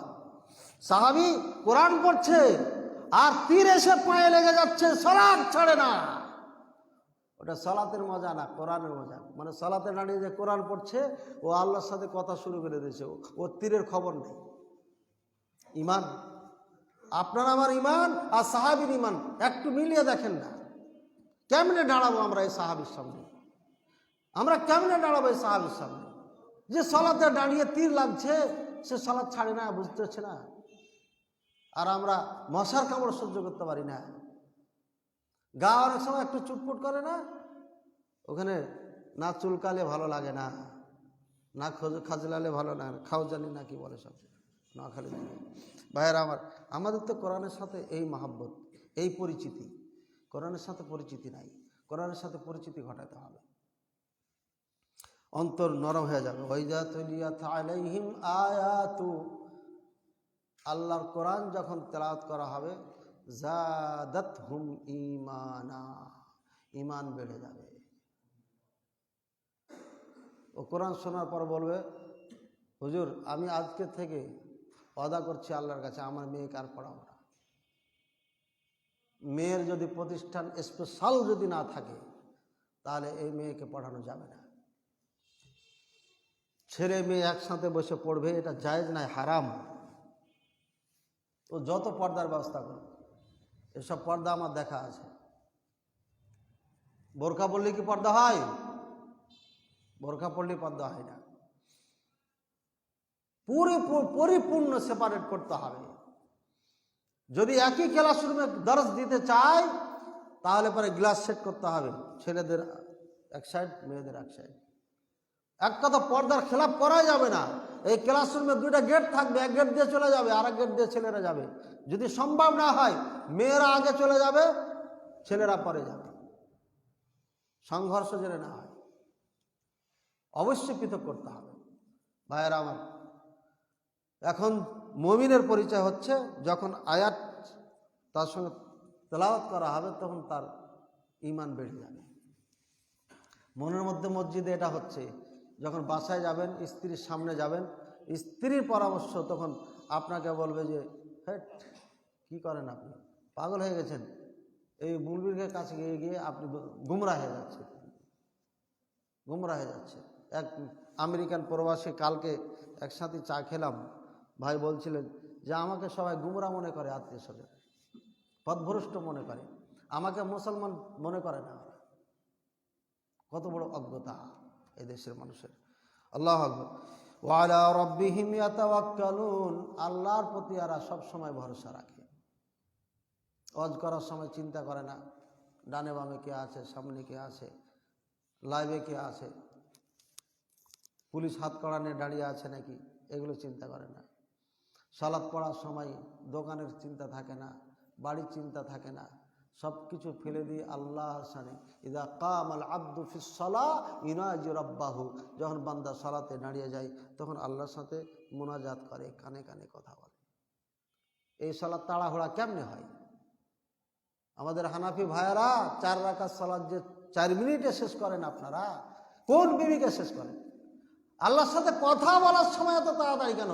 আর ওই দোকানে ঘাটে মাঠে বসে বসে গল্প চলছে ঘন্টার পর ঘন্টা, আর 2টা টাকার জন্য আপনি তাবিজ লিখছেন ঘন্টার পর ঘন্টা, 2টা টাকার জন্য ফুঁক মারছে ঘন্টার পর ঘন্টা, 2টা টাকার জন্য খতমে ইউনুস আর খতমে জালালি, খতমে কত কি চলছে আপনি, আর সলাতে এসে পড়ে আপনাকে এত ছটপটি লেগে গেল, আপনি কিসের সলাত করছেন? এটা হানাফি ভাই দিয়ে মানলাম। আমরা কি খুব ভালো? আমাদেরও তো অবস্থা। একটু যদি লম্বা হয়ে যায়, হুজুর এত লম্বা করছেন কেন? লম্বা করবেন না। কে বলছেন? সেক্রেটারি সাহেব বলছেন, ইমাম সাহেবকে বলে না, বলে না, কেউ ডাইরেক্ট বলে, কেউ গোপনে বলে। ইন্না আতায়না পড়বেন, অনেক কাজ, দোকানে কাস্টমার অপেক্ষা করে, মাগরিবের সালাত বেশি লম্বা করা যাবে না। অথচ মাগরিবের সালাতে রাসূলুল্লাহ সাল্লাল্লাহু আলাইহি ওয়াসাল্লাম গোটা সূরা আলে ইমরান পড়েছে, প্রায় 1.5 পারা, 1.5 পারা, 1 সূরা না 2 সূরা পড়েছেন, লম্বা কিরাত পড়েছেন। আল্লাহু আকবার। আল্লাহ আমাদের বুঝার তৌফিক দান করুন। এই কোরআন নাজিল করেছে আল্লাহ পাক রব্বুল আলামিন আমাদেরকে সম্মানিত করার জন্য। ইন্না লিল্লাহি তাআলা আহলিন মিনান নাস, আল্লাহর দলের লোক আছে, আল্লাহ তাআলার কিসের দলের লোক আছে এই জমিনে। ওরা কারা? আহলুল কোরআন, কোরআন ওয়ালারা। হুম আহলুল্লাহ ওয়া খাসসাতুহু, এরাই হচ্ছে আল্লাহর স্পেশাল দল। স্পেশাল খাসাতুহু শব্দ লাগাইছে, মানে স্পেশাল, একেবারে খাঁটি। এরাই হচ্ছে আল্লাহর দল। ভাইরা আমার, আল্লাহর দলভুক্ত হতে চান? সবাই চান না কেউ চান না? চান না কারা কারা? হাত উঠান তো। তাহলে কোরআন পড়া শিখতে হবে। আপনি 80 বছর বয়সে পদার্পণ করেছেন, আপনার জন্য কোরআন শিক্ষা ফরজ, পড়তেই হবে, মাপ নাই। শুদ্ধ করতে পারেন না, এই দিন চালিয়ে দিবেন, জি না, আপনাকে এখনই কোরআন শিখতে হবে। ভালো কারি রেখে গোপনে শিখেন, ওপেনে শিখেন, শিখতে হবে, শিখতেই হবে। আপনার মাপ নাই, শুদ্ধ করতে হবে। আমি চিনি, জানি, আমার খুব কাছের মানুষ একজন এমপি সাহেব, প্রাক্তন এমপি সাহেব, উনি যদি বার্ধক্য বয়সে এসে কোরআন শুদ্ধ করে পড়তে পারে, তাহলে আপনি পারবেন না কেন? একটা হুজুরকে 5,000 টাকা মাসে দিতে পারবেন না? 5,000 টাকা দিলে একটা না 1000টা হুজুর লাইন লাগাইবে। বলে হুজুরকে এত ছোট করে দেখছেন কেন? ছোট না রে ভাই, ওরা যে অভাবী, ওরাকে যে ফকির বানিয়ে রেখেছেন আপনারা। ইমাম সাহেবকে বেতন দিতে আপনাদের গা কেটে খেয়ে যায়, কিন্তু মসজিদে টাইলস করবেন, হ্যাঁ আমি পুরা টাইলস দিয়ে দেবো, আছে না নাই? এটা তো পারবেন, কিন্তু ইমাম সাহেবকে খেতে দিতে পারবেন না। ইমাম সাহেবকে সুখে রাখলে আপনাদের সহ্য হবে না। হুজুরে যদি একটু সুখী হয়ে যায়, একটা মোটরসাইকেল কিনছে, এখানে তো ভালোই কামাই রে, তাহলে 500 টাকা মনে হয় চুরি করে। কত চিন্তা আপনার মাথায় ঢুকবে। আর যদি হক কথা বলে, তাহলে তো একে আগেই তাড়াইতে হবে। শয়তানে প্রথমেই অ্যাটাক করে। ভাইয়ের আমার, আলেমদের প্রতি যত্নবান হয়। আলেম যদি সম্মানী হয়, ইজ্জত প্রাপ্ত হয়, তাহলে আপনার ইসলাম সম্মানী হবে, ইজ্জত প্রাপ্ত হবে। আলেম যেখানে, যে সমাজে নাই, ওই সমাজে ইসলাম নাই। খুঁজে দেখবেন, যান যে এলাকাগুলোতে আমাদের বক্তব্য যায় না, আমরা আলোচনা করতে পারি না। কি করছে? এই যে উজানি পীর, আমি নাম ধরে বলছি, এই উজানি পীরকে খোদা বলছে। কত মূর্খতার মধ্যে, অজ্ঞতার মধ্যে আছে, চিন্তা করেন, চিন্তা করেছেন? আর মিথ্যা কাহিনী, কেসা, ওদের অভাব নাই। এই কোরআনের এই হাদিসটি মুসনাদ আহমদে আছে, নাসাইতে আছে, হাদিসটি সহিহ। ভাইয়েরা আমার, এই হাদিস সত্য হাদিস, সন্দেহ নেই। আল্লাহু আকবার। আল্লাহ পাক রব্বুল আলামিনের কাছে সব থেকে সম্মানী মানুষ, 1 নম্বর হচ্ছে যারা বিরুদ্ধ মুসলিম, খাঁটি মুসলিম, বিরুদ্ধ হয়ে গেছে না, এগুলো কিন্তু আল্লাহর কাছে সম্মানী মানুষ। অন্য হাদিসের মধ্যে এই দাড়ি, সাদা দাড়ি নিয়ে যখন হাত উঠায়, আল্লাহ লজ্জা পান ফেরত দিতে। কত সম্মান! বিরুদ্ধ মানুষ যখন বৃদ্ধ হয়ে যায়, বার্ধক্য চলে আসে, সন্তানের কাছে ভারী হয়ে যায়, এটা আপাত মনে হয়, দূরে থাকলে ভালো। এই ঘ্যান ঘ্যান ঘ্যান ঘ্যান করে সবসময়, ভালো লাগে না। আর আল্লাহ, যে আল্লাহ সৃষ্টি করেছেন আপনাকে, ও আল্লাহ বলছেন ও আমার কাছে সম্মানী। ও যত পাকে তত আল্লাহর কাছেও সম্মানী। কিন্তু খাঁটি মুসলিম হতে হবে। এখানে আল মুসলিম বলা হয়েছে, মানে খাঁটি মুসলিম হতে হবে, গ্রামারের কথা। তারপরে হামিলুল কোরআন, কোরআনওয়ালা যারা, তারা আল্লাহর কাছে সম্মানী। হাদিসটি আবু দাউদের মধ্যে আছে। ভাইয়ের আমার, সম্মানী হতে হলে খাঁটি মুসলিম হতে হবে। আর খাঁটি মুসলিম হামিলে কোরআন হবি, এই জন্য ওইটা আগে বলেছেন আল্লাহ রাসূল সাল্লাল্লাহু আলাইহি ওয়াসাল্লাম। এজন্য আল্লাহর কাছে প্রিয় হওয়ার জন্য আপনার দুটা এখানে রাস্তা, খাঁটি মুসলিম হবেন আর কোরআনওয়ালা হবেন, সবসময় কোরআন। সৌদি আরবে 8 বছর জীবনে আমি দেখলাম, যারা ট্যাক্সি চালায়, ওদের গাড়ির সামনে একটা কোরআন রাখা আছে। যারা আমির, দেশ চালায়, হ্যাঁ, মদিনার আমির আমাদের বিদায় অনুষ্ঠানে এসেছেন, নিজে গাড়ি ড্রাইভ করে এসেছেন। হ্যাঁ, আমাদের দেশে গাড়ি ড্রাইভ করলে মান সম্মান চলে যায়। আমি জজ, আমি ব্যারিস্টার, আমি অমুক, আমি গাড়ি ড্রাইভ করবো কেন? আরে আপনি গাড়ি ড্রাইভ করার মধ্যে আপনার নিরাপত্তা রয়েছে। ড্রাইভারকে গালিগালাজ করেছেন, মাথা হিট হয়েছে, যা ঠাস করে লাগাবে ট্রাকের সাথে, ড্রাইভারও শেষ, আপনিও শেষ। কথা বলছেন? এখানে সমস্যা আছে, কিন্তু আপনি ড্রাইভ করলে এখানে নিরাপত্তাটাও অনেকটাই নিশ্চিত। জি জি। তারপরে আপনি ড্রাইভ জানলে পরে কত বিপদ আপদ। আমার টাঙ্গাইলে মাহফিল ছিল গত বছর, একজন এই এলাকাতে থাকেন ড্রাইভার ভাই, এখানেই থাকেন, এই কাদিরগঞ্জে না কোন দিকে দেখাচ্ছে, এদিকে, এখানেই থাকেন। তো এ ভাই বলছে আমি যাবো, পরে বললো না যেতে পারছি না স্যার, আমার ডিউটি আছে, তো আমাকে অফিসে ডেকেছে, যেতে হবে। হঠাৎ ডাক পড়ে যায়, পরে কি করবো, নিজেই চালিয়ে গেলাম। হ্যাঁ, আগে ঢুকলাম মহতারাম আমিরে জামা ডক্টর আসাদুল্লাহ গালেব স্যারের রুমে। আসসালামু আলাইকুম স্যার, আজকে টাঙ্গাইলে মাহফিল আছে, একটু দোয়া করেন। আমি নিজে ড্রাইভ করে যাব, মাঝখানে ট্রাকের মুখোমুখি, ওই রোডে ওখানে ট্রাক, আর এখানে আমি একটা ডাইরেক্ট যাচ্ছি, মারবো, এর মধ্যে চোখ খুলে গেছে। আমার মনে হয় এই বুজুর্গানের দিন মুসলমান ভাইদের দোয়ার কারণে আল্লাহ বাঁচিয়ে দিয়েছেন। এই জন্য দোয়া চাইবেন, সবসময় মুমিনদের কাছে দোয়া চাইবেন। দোয়া না চাওয়া একটা অহংকারের পরিচয়। যাক, কথা তো অনেক আছে, কথা বেড়ে যাচ্ছে। মাজতামা কওমুন ফি বাইতিন মিন বুয়ুতিল্লাহ ইয়াতলুনা কিতাবাল্লাহ ওয়া ইয়াতাদারাসুনাহু বাইনাহুম ইল্লা নাযালাত আলাইহিমুস সাকিনাহ ওয়া গাশিয়াতহুমুর রাহমাহ ওয়া হাফফাতহুমুল মালায়েকা ওয়া যাকারাহুমুল্লাহু ফী মান ইনদাহ। রাওয়াহু মুসলিম। যখন কোনো আল্লাহর ঘরে মানুষ জমা হয়ে যায়, যে কোনো ঘরে, মসজিদে, যেন মিন বুয়ুতিল্লাহ, আল্লাহর ঘর বলা হয়েছে। কেন বলা হয়েছে ভাই? আজকে তো আমরা মাদ্রাসা দেখি, ওই বাপ কতগুলো বিল্ডিং, জি এটাই তো বড় মাদ্রাসা।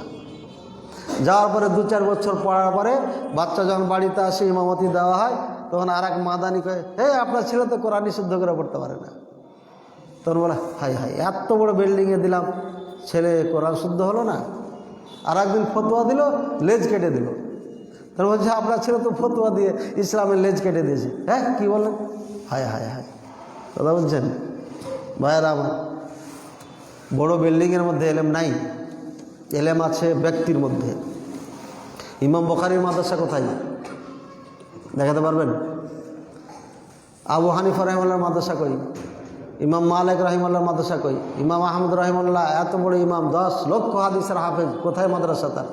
ইমাম শাফি রাহিমাহুল্লাহ কোথায় মাদ্রাসা? ইবনে তাইমিয়া রাহিমাহুল্লাহর মাদ্রাসা কোথায়? কই বিল্ডিংগুলো কই? ইবনে আব্বাস রাদিয়াল্লাহু তাআলা আনহুমার মাদ্রাসা কোথায়?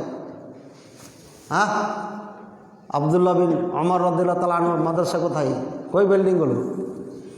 বিল্ডিং নাই। ওদের মাদ্রাসা ছিল রাসূলুল্লাহ সাল্লাল্লাহু আলাইহি ওয়াসাল্লামের, স্বয়ং আল্লাহ রাসূল সাল্লাল্লাহু আলাইহি ওয়াসাল্লামের মাদ্রাসা কোথায় আছে? ওই খেজুর পাতার মসজিদ, সেটাই ছিল মাদ্রাসা, এটাই ছিল কোর্ট কাচারি, এটাই আদালত, এখানেই পার্লামেন্ট সদস্য। আজকে আমরা মসজিদকে একটা জেলখানার মতো বানিয়েছি, অথবা রেস্টুরেন্ট বানিয়েছি। এটা সালাত হয়ে গেল, তালা দিয়ে চলে গেলেন। আল্লাহর কাছে সবকে জবাব দিতে হবে। এই মসজিদের ডোর কখনো আপনার ক্লোজ হবে না, সবসময় ওপেন থাকতে হবে। এই মসজিদ কখনো বন্ধ করা যাবে না। এটাকে বন্ধ করেন, চুরি করে নিবে, একে তালা দিয়ে বেঁধে রাখেন। মাইক চুরি করে নেবেন, একে তালা দেন, মসজিদ তালা দিতে পারবেন না। এটা আল্লাহর ঘর, যে যখন আসবে তখন সালাত পড়বে, কোরআন পড়বে, জিকির করবে, দরজ দিবে। কোনো ইমামকে বাধা দেওয়া যাবে না, কোনো আলেমকে বাধা দেওয়া যাবে না। এই মসজিদই হচ্ছে মাদ্রাসা। আর আপনার এই তালা দেওয়ার কারণে আমাকে 16 সাল থেকে নিয়ে এ পর্যন্ত বসে থাকতে হয়েছে। কয় বছর হলো? 4টি বছর কাটিয়েছি আমি।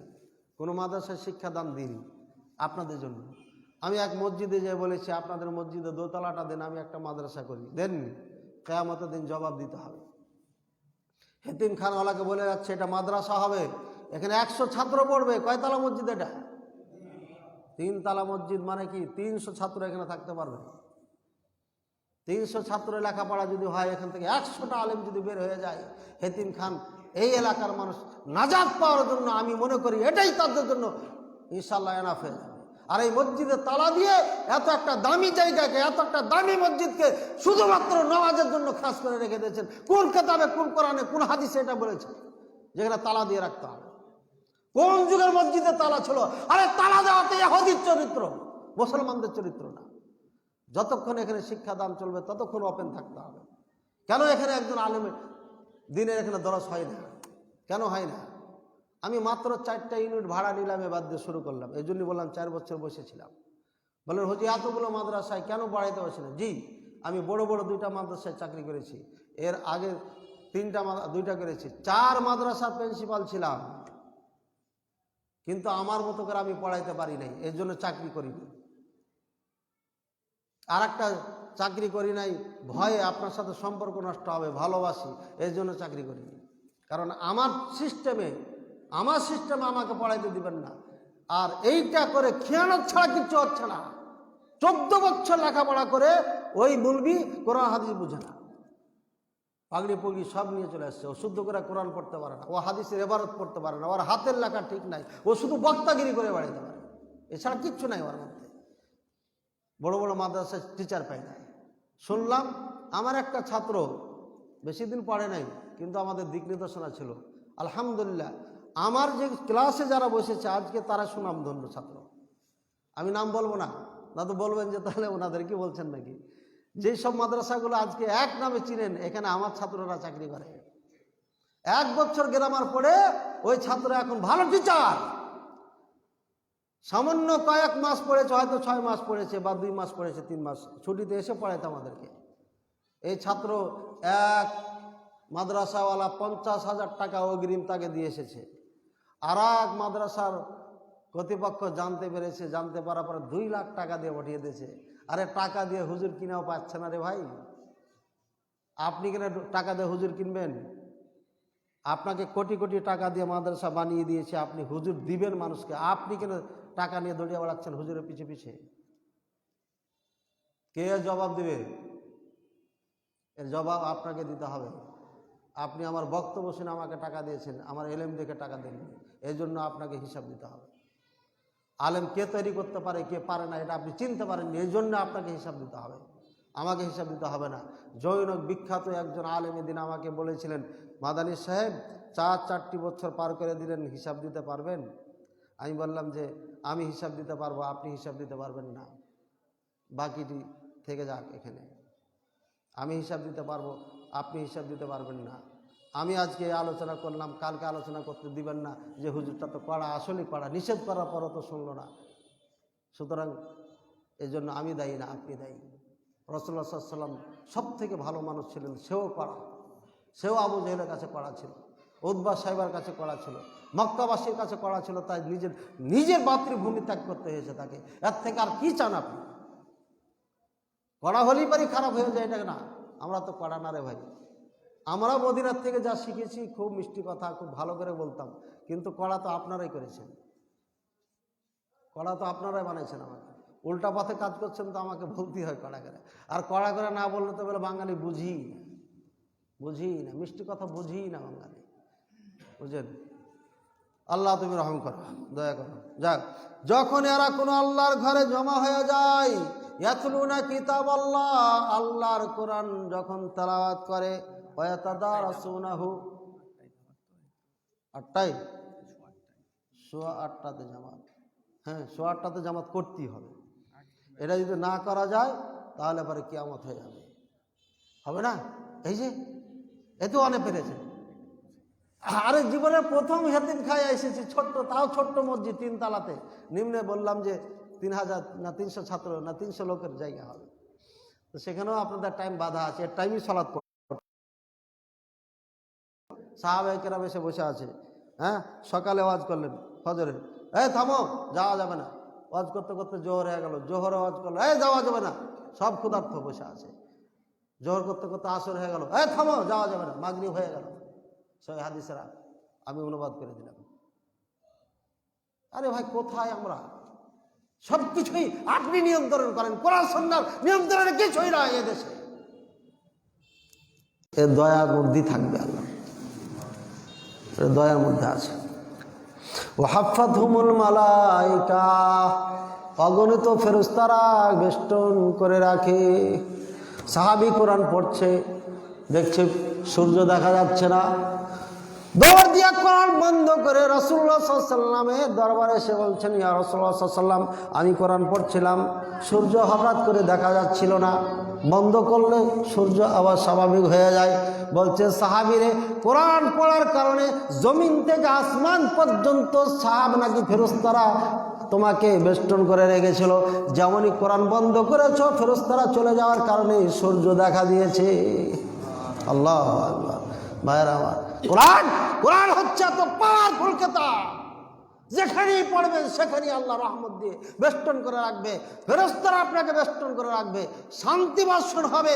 পৃথিবীর কোনো কেতাবে শান্তি পাবেন না, কোরআনের মধ্যে শান্তি পাবেন। পড়েন বুঝে বুঝে, কি শান্তি আছে দেখবেন। এই জন্য তো আরবি ইমামেরা কাঁদে, আমাদের কান্না আসে না, আমাদের দিল মন সব মরে গেছে, আমাদের কান্না আসে না। আল্লাহ তুমি রহম করো। ওয়াযাকারাহুমুল্লাহু ফী মান ইনদাহু, আল্লাহর নিকটে যারা আছে তাদের সামনে আল্লাহ ওদের আলোচনা করে। আল্লাহ, হেতিমখান ছোট মসজিদে, এই মসজিদে আলোচনা হচ্ছে রে ফেরেশতারা, এখানে মানুষগুলো চাতক পাখির মতো চেয়েছে, শুনতেছে, দেখতেছে। দেখো দেখো দেখো দেখো দেখো আমার বান্দা, তোমরাই না নিষেধ করেছিল ইফসিদুনা ফিল আরদ, এরা ফাসাদ করবে, ওয়াসফিকু দিমা, এরা খুনাখুনি করবে। খুনাখুনির লোক আলাদা আর আমার লোক আলাদা। দেখো ভাইয়ের আমার, এটাই হচ্ছে এমন একটি দামি মজলিস, যে মজলিসের কথা আল্লাহ বলছেন আপনার। আল্লাহু আকবার। ইয়াউমুন নাস আকরাহুম লিকিতাবিল্লাহি তাআলা, সব থেকে যিনি বেশি কোরআন জানেন সেই ব্যক্তি ইমামতি করবে, তারই হক। এটি হচ্ছে সহিহ মুসলিমের হাদিস, আগেরটিও সহিহ মুসলিমের হাদিস। ভাইরা আমার, নবী করিম সাল্লাল্লাহু আলাইহি সাল্লামের কাছে একজন মহিলা আসলেন। মহিলা আসার পর বলছে, ওয়াহাবতু নাফসি, আমি আপনাকে উৎসর্গ করলাম, আমি আমাকে উৎসর্গ করলাম, মানে আমাকে স্ত্রী হিসাবে গ্রহণ করে নেন। এটা পারমিশন ছিল, আরশ থেকে পারমিশন ছিল, যে কোনো নারী আপনাকে যদি উৎসর্গ করে আপনি স্ত্রী হিসাবে নিতে পারেন, তাই অনুমতি। রাসূল সাল্লাল্লাহু আলাইহি ওয়াসাল্লাম একবার দেখে মাথা নিচে করেছেন, আর দেখেই নে তার দিকে। এক সাহাবী বলছে, ইয়া রাসূলুল্লাহ সাল্লাল্লাহু আলাইহি ওয়াসাল্লাম, মনে হচ্ছে আপনার প্রয়োজন নাই, তাহলে আমাকে দিয়ে দেন। দেখছেন মজলিসটা কত মজার, রাসূলুল্লাহ সাল্লাল্লাহু আলাইহি ওয়াসাল্লাম নেতা কত মজার, রাষ্ট্রপ্রধান, তাকে অফার দিচ্ছে নারী, আর এমন একজন পাওয়ারফুল নারীকে অফার দিচ্ছে একজন সাধারণ জনগণ। আর নেতার সামনে তো দাঁড়াইতে পারে না জনগণ। হ্যাঁ, আরে ভাই, নেতার স্ত্রী হবে এমন একজন মেয়ে এসে যদি বলে যে আমি আপনার স্ত্রী হতে চাই, আর ওখানে সাধারণ জনগণ, সাধারণ কেমন সাধারণ, দেখেন হাদিসে কি বলছে, সাধারণ জনগণ বলছে কি আছে তোমার কাছে বিয়ে করবা, বলছে কিচ্ছু নাই, বলছে লুঙ্গি টুঙ্গি নাই, চাদর নাই, যুদ্ধের অস্ত্র নাই, কিচ্ছু নাই, আরে খাবার দাবারও কিছু নাই, কিচ্ছু নাই। এত একটা মিসকিন প্রজা, হ্যাঁ, রাজার সাথে বিয়ে পুষবে এমন একজন প্রভাবশালী নারীকে বলছে আমার সাথে দিয়ে দেন যদি আপনার দরকার না থাকে। চিন্তা করেছেন? চিন্তা করেছেন? কি শিক্ষা নিয়েছেন আপনি? শিক্ষা নিয়েছেন কি বলেন? কোরআন থেকে কিছু শিখে নিন। রাসূলুল্লাহ সাল্লাল্লাহু আলাইহি ওয়াসাল্লাম যে আমাদের আদর্শ, কি শিখে নিয়েছেন? আপনার মেয়েকে যদি কেউ পায়খানা, চাঁদ আর প্যান্ট কোথায়, কোথায় প্যান্ট আর কোথায় চাঁদ, কোথায় শেখ সাদি, কোথায় বকরি লাদি, বলবেন না? বলবেন না ভাইয়েরা আমার, কুফু দরকার আছে সব জায়গায়, সব ফ্যামিলিতে, সব ফ্যামিলির মেয়েরা অ্যাডজাস্ট হতে পারবে না, এটা ঠিক আছে, কিন্তু দেখেন না ইসলাম শিক্ষা দিয়েছে কি আমাদের জন্য, এটা বেশি সমস্যা, অ্যাডজাস্ট হবে না, কিন্তু সাহাবাই কেরামদের মধ্যে এটা ছিল না। আরে সাহাবাই কেরাম তো ইমানদার খুঁজেছে, নারীরাও ইমানদার খুঁজেছে, পুরুষও ইমানদার খুঁজেছে, আর আমরা রাসূলুল্লাহ সাল্লাল্লাহু আলাইহি ওয়াসাল্লাম যে বলেছে কুফু লাগবে, সামঞ্জস্যতা কিছু লাগবে, কিছু মিল থাকতে হবে, বাস এটা নিয়েছি, কিন্তু এটা আমরা নিই। তখন বলছে হাল মাআকা মিনাল কোরআন, তুমি কোরআনের কিছু জানো? তখন ও গুনে গুনে বলছে নাচ জানি, ফালাস জানি, ওটা জানি, হ্যাঁ, আলাম তারা জানি, এরকম জানে না, অল্প শিক্ষা মানুষ এভাবে বলে। তো বলছে এই কয়টা সূরা জানি, গুনে গুনে উনি বললেন নাম ধরে ধরে। তখন বলছে যাওয়াজতুকাহা, তোমার সাথে এর বিবাহ দিয়ে দিলাম, বিবাহ দিলাম। কি করবা? মাযা, তো যাওয়াজতুকাহা মাল্লাকতুকাহা বিমা মাআকা মিনাল কোরআন, বিমা মাআকা মিনাল কোরআন, এর তোকে মালিক বানিয়ে দিলাম, মানে স্ত্রী হিসাবে দিয়ে দিলাম। অন্য জায়গায় যাওয়াজতুহা, এখানে মাল্লাকতুহা আছে, বিবাহ দিয়ে দিলাম তোমার কোরআনের বিনিময়ে যা আছে তা দিয়ে শিখাই দিবে। সুবহানাল্লাহ, এত একজন গরিব সাহাবী, নেতা সমকক্ষ, মানে স্ত্রী হওয়ার উপযুক্ত একজন নারীকে অফার দিচ্ছে, কত সাহস দিচ্ছেন। রাসূলুল্লাহ সাল্লাল্লাহু আলাইহি ওয়াসাল্লাম কিচ্ছু বললেন না, বললেন যে তুমি বিয়ে করবে, কিছু আছে, মোহর তো দিতে হবে। জিজ্ঞাসা করো না কি খাও, বাড়ি কোথায়, বাড়ি কি, বাড়ি আছে না নাই, গাড়ি আছে কি নাই, চাকরি আছে কি নাই, ডিগ্রি আছে কি না, কিচ্ছু নেই। শুধু বলছে মোহরের জন্য কি দিবে এটা দাও। এই মোহর কোরআনের কয়েকটা আয়াত সূরা, তাও আবার ছোট্ট ছোট্ট, হাফেজও কোরআন ছিল না। আল্লাহু আকবার। এই যে কোরআনের দাম, এটা হলো কোরআনের দাম। কোরআনের কত দাম, মেয়ে কিছুই বলেনি, রাজি। এটা হলো কোরআনের দাম। উহুদের যুদ্ধে 70 জন সাহাবী যুদ্ধে শহীদ হয়ে গেছেন। কে আগে কবরে একসাথে কয়েকজনকে রাখা হচ্ছে, কে কাকে আগে রাখা হবে, আগে রাখা হবে বলছে যে বেশি কোরআন জানে তাকে আগে রাখো, তারপরে 2-4 আঙ্গুল পরে আরেকজনকে রাখো, তারপর 2 আঙ্গুল পরে আরেকজন, এই করতে করতে প্রথম কাকে কোরআন লাগে, এখানে দাঁড়াবে কে, কোরআন লাগে। এবার ওপরের দিকে দেখি, নিচে তো এগুলো দেখলাম, ওপরে দেখি। ওপরে আল্লাহ পাক রব্বুল আলামিন বলবে, এই ইত্তাকি, যাও ইকরা, পড়ো, একটা করে আয়াত পড়ো, আর একটা করে সিঁড়ি উঠতে থাকো।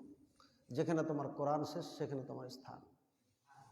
দুনিয়াও সম্মানী, আখিরাতেও সম্মানী। ভাইরা আমার, সত্য ঘটনা, আমার এলাকায় একজন মারা গেছিলেন, আমার মামা শ্বশুর। এখানে বললে সমস্যা নাই, ওরা মিডিয়া ব্যবহার করে না তো, আর লজ্জা তো মানুষের সামনে দিয়েছি, সমস্যা। এই মামা তো ভাই সম্বন্ধী সালার আগে 3টাকে ডাকলাম, 3টা ছেলে। তোমার আব্বা এখন এখানে খাটে আছে, কিছুক্ষণ পরে জানাজা দাঁড়াবো। তো বললাম যে বড় ভাই আপনি বলেন তো কি পড়বেন বাবার জন্য আজকে, বলতে পারলেন না। তারপরে মেজোকে বললাম, সেও কিছু বলতে পারল না। তৃতীয়কে বললাম, সেও কিছু জানে না। আপনার ছেলেরা সব জানে তো, আল্লাহুম্মা গফির লাহু, আল্লাহুম্মা গফির লিওয়ালিদি ওয়াফু আনহু ওয়াফিহি ওয়াফু আনহু ওয়াকরিম নুজুলাহু ওয়াসি মুদখালাহু ওয়াগসিলহু বিল মাই ওয়াস সালজি ওয়াল বারদ। এই দোয়াটা জানে তো আপনার ছেলেরা, অর্থ সহকারে জানে তো, না খালি পালি দেওয়ার জন্য মুখস্থ করাইছেন? আজকেই প্রশ্ন করেন, যাদেরকে খাওয়াচ্ছেন, যাদের জন্য এই বিল্ডিং বাড়ি সব বানাচ্ছেন, এই দোয়াটা জানে কিনা, কি করছেন আপনি বলেন তো?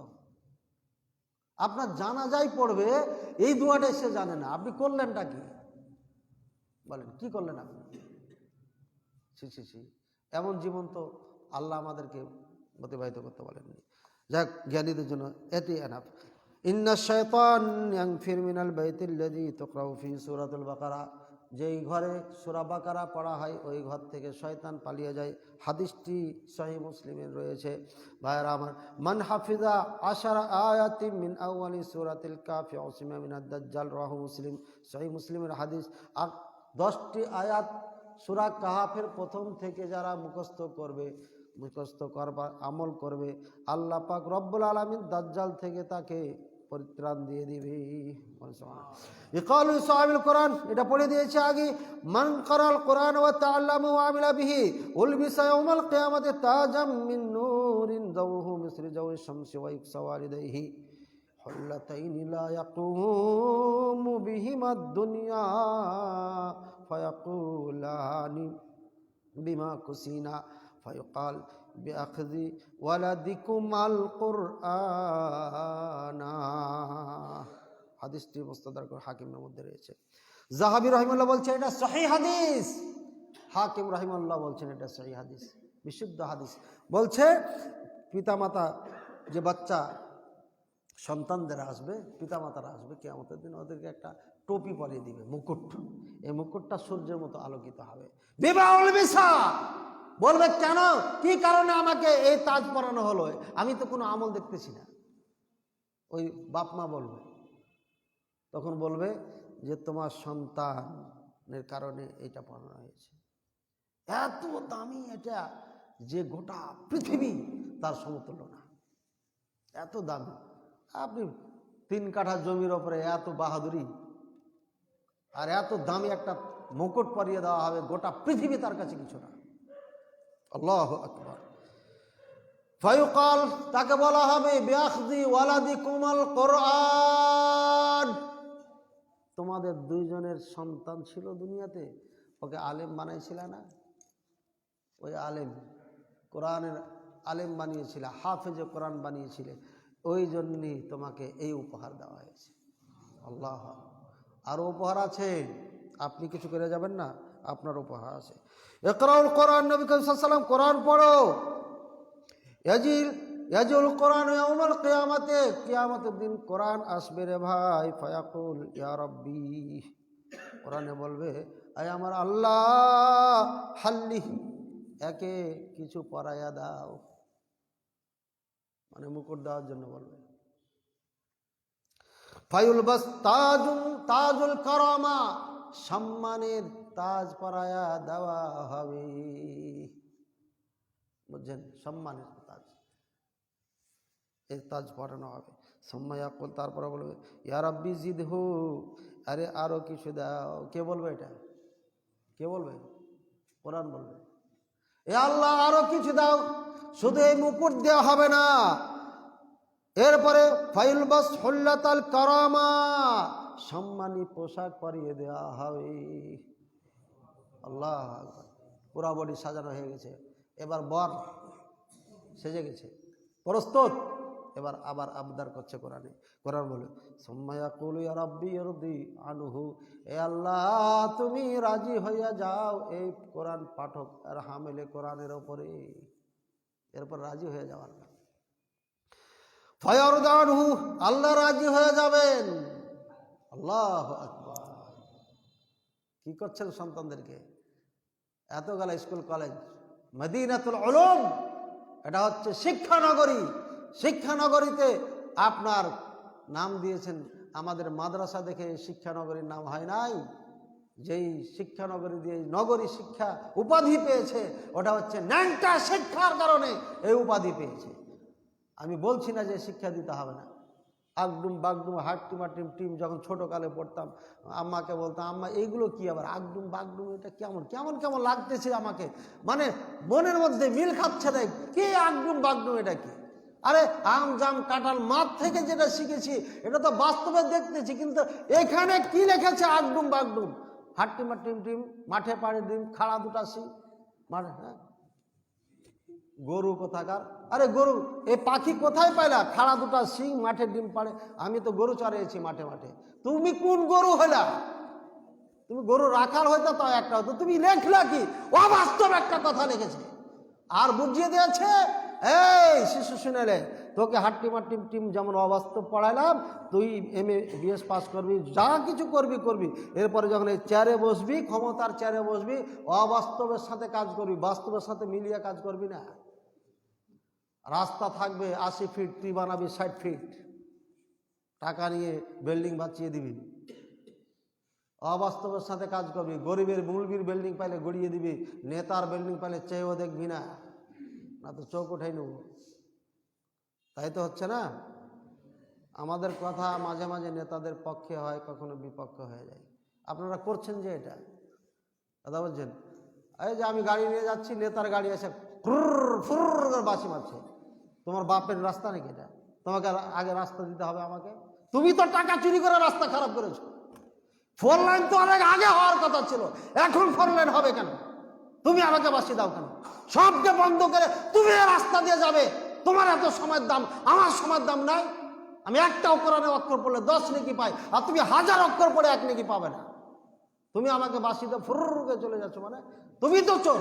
তোমার চুরি করার কারণেই তো রাস্তাটা হয় নাই। হেতিমখানের রাস্তা এত চিকন হবে কেন? এটাকে 2 লাইন তো করে রাখতে পারতো, এখন বিল্ডিং ভাঙতে হবে কেন? এটা 50 বছর আগে যখন দেশ স্বাধীন হলো তখনই তো ছক করে নেওয়া উচিত।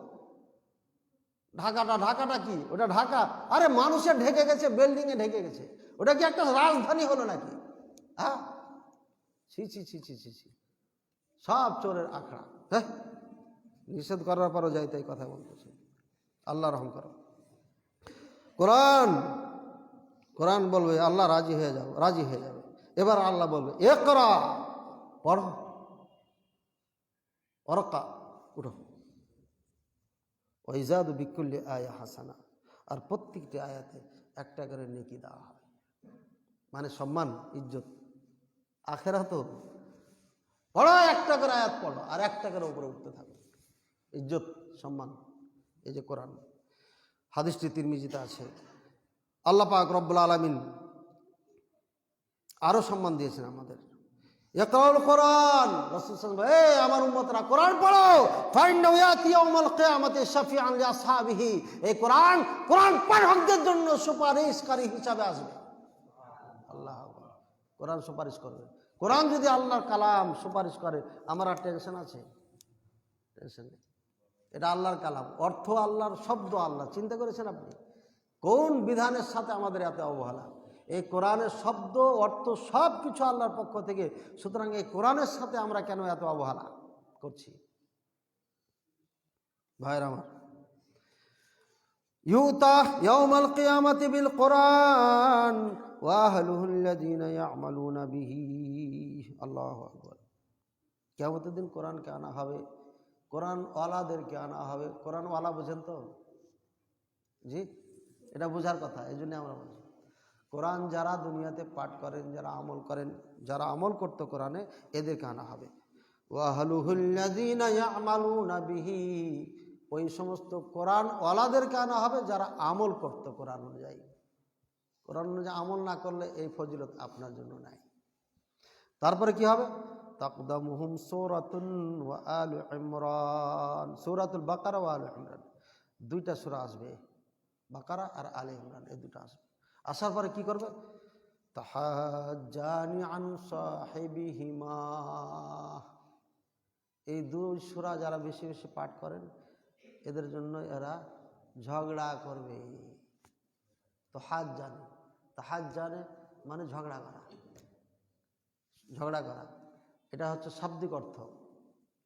এই জন্য আমি এক বক্তব্যতে বলেছিলাম, যারা আমাদের বিপক্ষে, কোরআন সুন্নাহর বিপক্ষে ভূমিকা রাখছে, পিস টিভি বন্ধ করে দিয়েছে, ডাক্তার জাকির নায়েককে কাফের ফতোয়া দিয়েছে, আমি এদের জন্য মামলা করলাম আল্লাহর কোর্টে। কিয়ামতের দিন আল্লাহর কাছে ওদের বিপক্ষে ঝগড়া করব। আল্লাহর কাছে বলেছি। এই কবর পূজারী মৌলবী বলেছে আল্লাহর সাথে, চেঞ্জ করেছে। ভাগ্য ভালো আমি জীবনে বেঁচে ছিলাম। পরে এই ভিডিওটা আমার কাছে আসলো। মিডিয়া তখন আমি ব্যবহার করতাম না। তাও করতাম না কেন? যে মিডিয়া যাবে, বাহাবা দিবে মানুষ, আমল আখলাক বরবাদ হবে। তো পরে যা হোক, যে কোনো কারণে আল্লাহ ইখলাস ফিরিয়ে দিয়েছেন। চিন্তা করছি যে না, এটা অনেক আগে করতে হতো। এটা একটা দাওয়াতি প্ল্যাটফর্ম, এখান থেকে কোটি কোটি মানুষ উপকৃত হবে। ভাইয়ের আমার, তো ওকে চ্যালেঞ্জ করে দিলাম, বাহাস মোনাজারা হবে তোমার সাথে। আইনুল হুদা সিলেট টু আমরিকি, সিলেটি টু আমরিকি। এই কবর পূজারী মৌলবী হাজারের অধিক। আচ্ছা, তাই তাই তাই তাই আচ্ছা, ঠিক আছে ঠিক আছে। তো যা হোক, ওনাকে যখন এই কথা বলা হলো, ঠিক আছে, আর উত্তর দিতে পারি না। আমি বললাম যে কানে চিকিৎসা করেন, আমি আল্লাহর কাছে বলেছি, আল্লাহর কাছে ঝগড়া করব, অনুবাদ শাব্দিক করেছি, কারণ জনগণ বুঝানোর জন্য। আসলে আর অর্থ আর একটা আছে, ওলামায়ে কেরাম বলেছেন, এটা কোনো ডিকশনারিতে নাই। যে সুপারিশ করবে তার বিপক্ষে নালিশ করবে আল্লাহর কাছে। আমি নালিশ করেছি, কিয়ামতের দিন তাদের বিপক্ষে নালিশ করব ইনশাআল্লাহ। যারা পিস টিভি বন্ধ করেছে, যারা জাকির নায়েককে কাফের ফতোয়া দিয়েছে, তাদের বিচারের ফাইল না কেসের ফাইল তাদের বিপক্ষে এখনও কোর্টে জমা আছে। আল্লাহ বিচার হবেই হবে তাদের। এবার আমরা কি করব না করব এই কোরআনকে নিয়ে, এই বিষয়ে ছিল এই সাইডে, কিন্তু এটা আজকে বলা যাচ্ছে না। ভাইয়ের আমার, আল কোরআন খায়রুকুম মান তাআল্লামাল কোরআন ওয়া আল্লামা, বুখারী হাদিস সবাই জানি। যে শিখে যে শিখায় তারাই উত্তম। এরপরে আপনার কোরআন যারা বেশি ভালো করে পড়বে, এরা ফেরেশতাদের সাথে, নবীদের সাথে, শুহাদাদের সাথে, সালেহিনদের সাথে থাকবে। আর যারা কষ্ট করে পড়ছে, শিখছেন, কিন্তু শিখছেন, শিক্ষা বাদ দিয়ে দিয়েছেন, যে কষ্ট করছেন, আউযু বিল্লাহি মিনাশ শাইতানির রাজিম, সারা জীবন এভাবে কাটাইছেন, হুজুর মানেন নাই আপনি। আপনার জন্য এটা নাই, এটা আপনার জন্য না। আপনি শিখতেছেন, এখনো পারতেছেন না, চেষ্টার পরও আপনি বিফল হয়ে গেছেন, আপনার জন্য এটা। হ্যাঁ, এটা রাসূলুল্লাহ সাল্লাল্লাহু আলাইহি ওয়াসাল্লাম ওয়াতা তাতাউ বিহি, কষ্ট করে পড়তেছে, কষ্ট তারপরও ছাড়ে না, লাহু আজরান, এর জন্য ডবল নেকি। আপনি মুফতি হয়ে গেছেন, মুহাদ্দিস হয়ে বলছেন এই তো আমি হয়ে গেছি, আমি শুদ্ধ কথা করতে পারিনি, ডবল নেকি আমার জন্য। কোরআন হাদিস বুঝেন তারপরে কথা বলেন, না বুঝে কথা বললে কি হবে? উল্টাই তো হবে না। ভাইয়ের আবার কোরআন বুঝি, কোরআন পড়ি। এই কোরআন আমার আপনার জন্য, এই কোরআন দেওয়ালের জন্য না, এই কোরআন দোকানের জন্য না। এই কোরআনের মধ্যে রেজেক আছে, কোরআন লটকানোর মধ্যে রেজেক নাই। আল্লাহর গজব হয়ে যাবে তার প্রতি। তাবিজ বানিয়েবেন, এই কোরআন দোকানে দোকানে লটকাইছেন, আল্লাহর গজব চলে আসবে আপনার প্রতি। এই জন্যই তো আপনি অশান্তি ভোগ করছেন। আপনি কোরআনকে বেইজ্জত করেছেন, দোকানে লটকে, গাড়িতে লটকে বেইজ্জতি করেছেন। অনেক ভাই গাড়ির সামনে কোরআন লটকে দিয়েছেন। আরে ভিতরে কোরআন নাই, গাড়ির সামনে কোরআন দিয়ে কী করবেন? অনেক ভাই গাড়ির উপরে আল্লাহ লিখে রেখেছেন। বাহ, কত আল্লাহওয়ালা আপনি, কত আল্লাহকে ভালোবাসেন। আপনার ভিতরে নাই, বাইরে নাই, গাড়িতে কেন বিসমিল্লাহ, বাড়িতে মানে আল্লাহ লেখা। কি পেয়েছেন এগুলো? এগুলো বাদ দিন ভাইয়ের আমার। কোরআনকে অন্তরে, কোরআনের জায়গা কোথায়? অন্তরে, এখানে জায়গা দিতে হবে, বলে না কোথাও নাই। আল্লাহু আকবার। এই কোরআন অনেক কিছুই ছিল, আজকে এ পর্যন্তই বললাম। আল্লাহ পাক রব্বুল আলামিন যেন আমাদেরকে বুঝার তৌফিক দান করেন। এই কোরআন আপনাকে দুনিয়াতে শান্তি দিবে, আখিরাতে শান্তি দিবে। কোরআন যদি ছেড়ে দেন, দুনিয়াতেও লাঞ্ছিত হবেন, আখিরাতেও লাঞ্ছিত হবেন। কোরআনওয়ালা সন্তান তৈরি করেন। আপনাদের সন্তানের জন্যই আমরা আপনাদের জন্য প্রতিষ্ঠান খুলেছি। আমি প্রতিষ্ঠান খুলেছি আপনাদের এখানে আমচত্বরে, হ্যাঁ, মহিলা মাদ্রাসার পাশে। এখানে নিয়মনীতি আপনার জেনে নেবেন, আমার ফেসবুকে আছে, বিস্তারিত বললে সময় লেগে যাবে। একটা সুনামধন্য প্রতিষ্ঠান হবে। এখানে যে ঢুকবে প্রকৃত আলেমের দিন হয়ে বের হবে ইনশাআল্লাহ, আল্লাহ যদি আমাকে হায়াতে বাঁচায়। আরবি লেখা, আরবি বলা, আরবি পড়া, পৃথিবীর যে কোনো আরবি বই পড়বে, বুঝবে, লিখবে, বলবে এরাবিয়ানদের মতো ইনশাআল্লাহ। এটা আমার হচ্ছে আজম, পাক্কা ইচ্ছা, এরাদা, এবং এটা বাস্তবায়ন করব আমি 2 দিন লেখা শিখেছি তাদেরকে, আপনি দেখবেন। কলেজের ছাত্র এখানে পড়তে পারবে, দাখিল পাস, আলেম পাস, ফাজিল পাস, কামেল পাস, এখানে পড়তে পারবে হাফিজে কোরআন, এখানে পড়তে পারবে মিজান পড়া, নাবিমির পড়া, হেদায়তুন পড়া, কাফিয়া পড়া, সহজাবি পড়া, মেসকাত পড়া। তোমার লস হবে না। তুমি দাওরাত ছাত্র আমার এখানে ভর্তি হলে লস হবে না তোমার। আমি 25 বছর লেখাপড়া করেছি, এরপরে ফতোয়াবাজি করি, এরপরই তো বলি, এরপরই তো বেদাতি মুলবিরাকে তেড়ে নিয়ে বেড়ায়। তুমি 3 দিন পরে কি করবে? তুমি তো মুনাজারা বাস থেকে ভয় করে ভাই, দরজা বন্ধ করে করবে না, মুনাজারা বাস করতে হবে না, এটা জায়েজ নাই, এটা করা যাবে না। তুমি তো আসলেই জাহেল। মুনাজারা বাস নবীগণ করেছে, তার দলিল আছে। সাহাবায়ে কেরাম ঝগড়া করেছেন, আইম্মায়ে কেরাম মুনাজারা করেছেন, ওলামায়ে কেরাম যুগ যুগ ধরে মুনাজারা বাস। বাতিলের দাঁত ভাঙার জন্য আপনাকে না, যেমন কুকুর তেমন মগর না মারলে পারে কুকুর সামলানো যাবে নাকি? কে বলছে করা যাবে না? মুনাজারা বাস আমরা করি হককে প্রচার করার জন্য, জিতার জন্য না। এটা করতে হবে, কি আমার পর্যন্ত চলবে। ঠিক আছে ভাই, বুঝতে পেরেছেন তো? কুইজ আছে, প্রশ্ন আছে আপনাদের নাকি? আমার বইটার নাম মদিনার শিশুটি ও প্রকৃত মুমিনের বিশ্বাস, হাদিস ফাউন্ডেশন থেকে পাবেন, ওখানে কিছু রাখা ছিল, পেতে পারেন ওখানে। আর না হলে আমার থেকে সরাসরি নেবেন। জি, আমি প্রশ্ন করবেন না, আপনারা করবেন? আমি করব, তাই?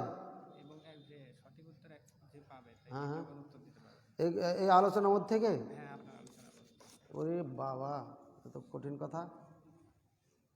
কোরআনের যে কোনো একটা ফজিলতের হাদিস বা কোরআন থেকে যে কোনো একটা দলিল দেন, বাংলা বললেই হবে। একজন হাত উঠান না, যারা জানেন তারা হাত উঠান, একজন না।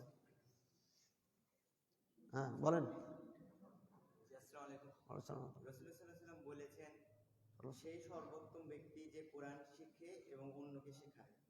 হ্যাঁ, পুরানাটা বলেছে, আলোচনার থেকে বলেনি, সহজটা। ঠিক আছে ঠিক আছে ঠিক আছে ঠিক আছে, নেন, এটা আলোচনা হয়েছে তো, ধন্যবাদ। মানে পুরানা জানা থাকলে সমস্যা নেই। আচ্ছা, আর একটা ফজিলতের কথা বলেন, সহজ করে দিই, বলেন। ফজিলত, ফজিলত, কোরআনের ফজিলত আমি বর্ণনা করেছি, অনেক গুরুত্ব বর্ণনা করেছি। পড়তে থাকবে, জি, বড় মানুষ। আলহামদুলিল্লাহ, ওয়ালাইকুম আসসালাম, জাযাকুমুল্লাহ খাইর, বারাকাল্লাহু ফিক। হ্যাঁ, আর একটা প্রশ্ন করব। হ্যাঁ, এখানে একটা বিবাহর কথা বলা হয়েছিল, বিয়ে বিয়ে, এটা কিন্তু বলে নাই, দেখছেন যুবক। হ্যাঁ হ্যাঁ,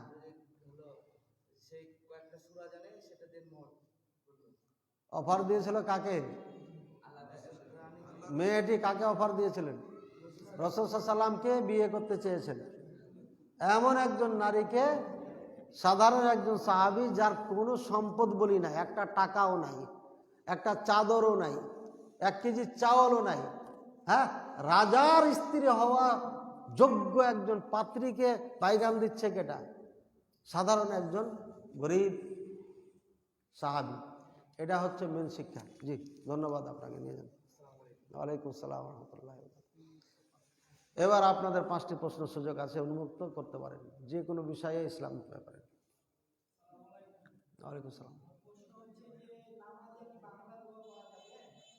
কোন নামাজে বাংলায় দোয়া করা যাবে না? কোন নামাজে যাবে না, ফরজে যাবে না, নফলও যাবে না। তবে আপনার মন খুব বিচলিত, আল্লাহর কাছে কাঁদবেন, আরবিতে পাচ্ছেন না, বাংলায় কাঁদবেন, বাংলায় কাঁদবেন আল্লাহর কাছে। এই কান্দার জন্য যে সালাত পড়বেন সিজদায়, রুকুতে, হ্যাঁ, তখন ওইখানে বাংলা বলতে পারবেন। বুঝেছেন তো সালাতটা? মানে এটা একটা দোয়া, এটা একটা দোয়া করবেন, রুকুতে সিজদাতে দোয়া করবেন আল্লাহর কাছে, বাংলায় দোয়া করবেন। এই নিয়াতে যে সালাতে দাঁড়াবেন ওই সালাতে পারবেন। বাকি 5 ওয়াক্ত সালাত, তাহাজ্জুদের সালাত বা এটা ওটা যেটা আছে, কোনো নফল সালাতে বাংলায় দোয়া করা যাবে না। এটাই হচ্ছে বিশুদ্ধ মত। জি, ফরজ গোসল করলে উজু হয়ে যাবে? বলেন যে গোসল হবে কিনা, না কি পবিত্র হবে কিনা? যদি উজু না করে কেউ গোসল করে, যেমন পদ্মা নদীতে আপনি ডুব মারেছেন, এরপরে লজ্জা স্থান স্পর্শ করেন নাই, তাহলে উজু হয়ে যাবে, যদি উজুর নিয়াতে আপনি এটা করেন। তবে আমি নিজে উজু এটা করি না, একবার করেছিলাম, কিছুদিন পর গবেষণা করার পরে ভাবলাম যে এটা না করাই ভালো, করি না। ঠিক আছে, মাসালা হলো হয়ে যাবে, কিন্তু না করাই ভালো, উজু করে নেবেন, সমস্যা কি? সুন্নাত ছুটে যাচ্ছে না।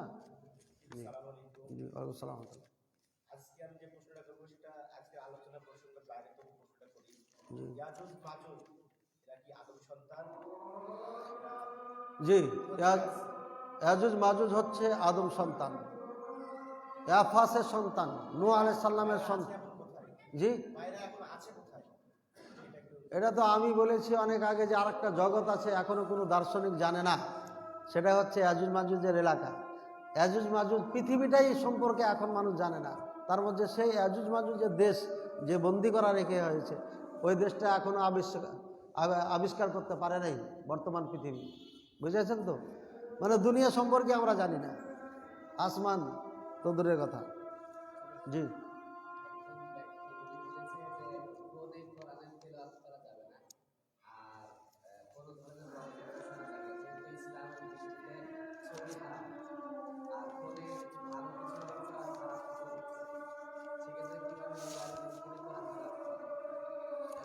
আজানের কারণে প্রশ্নটা বুঝতে পারছি না, আজানটা হয়ে যাক, সবাই উত্তর দিয়ে আজানের।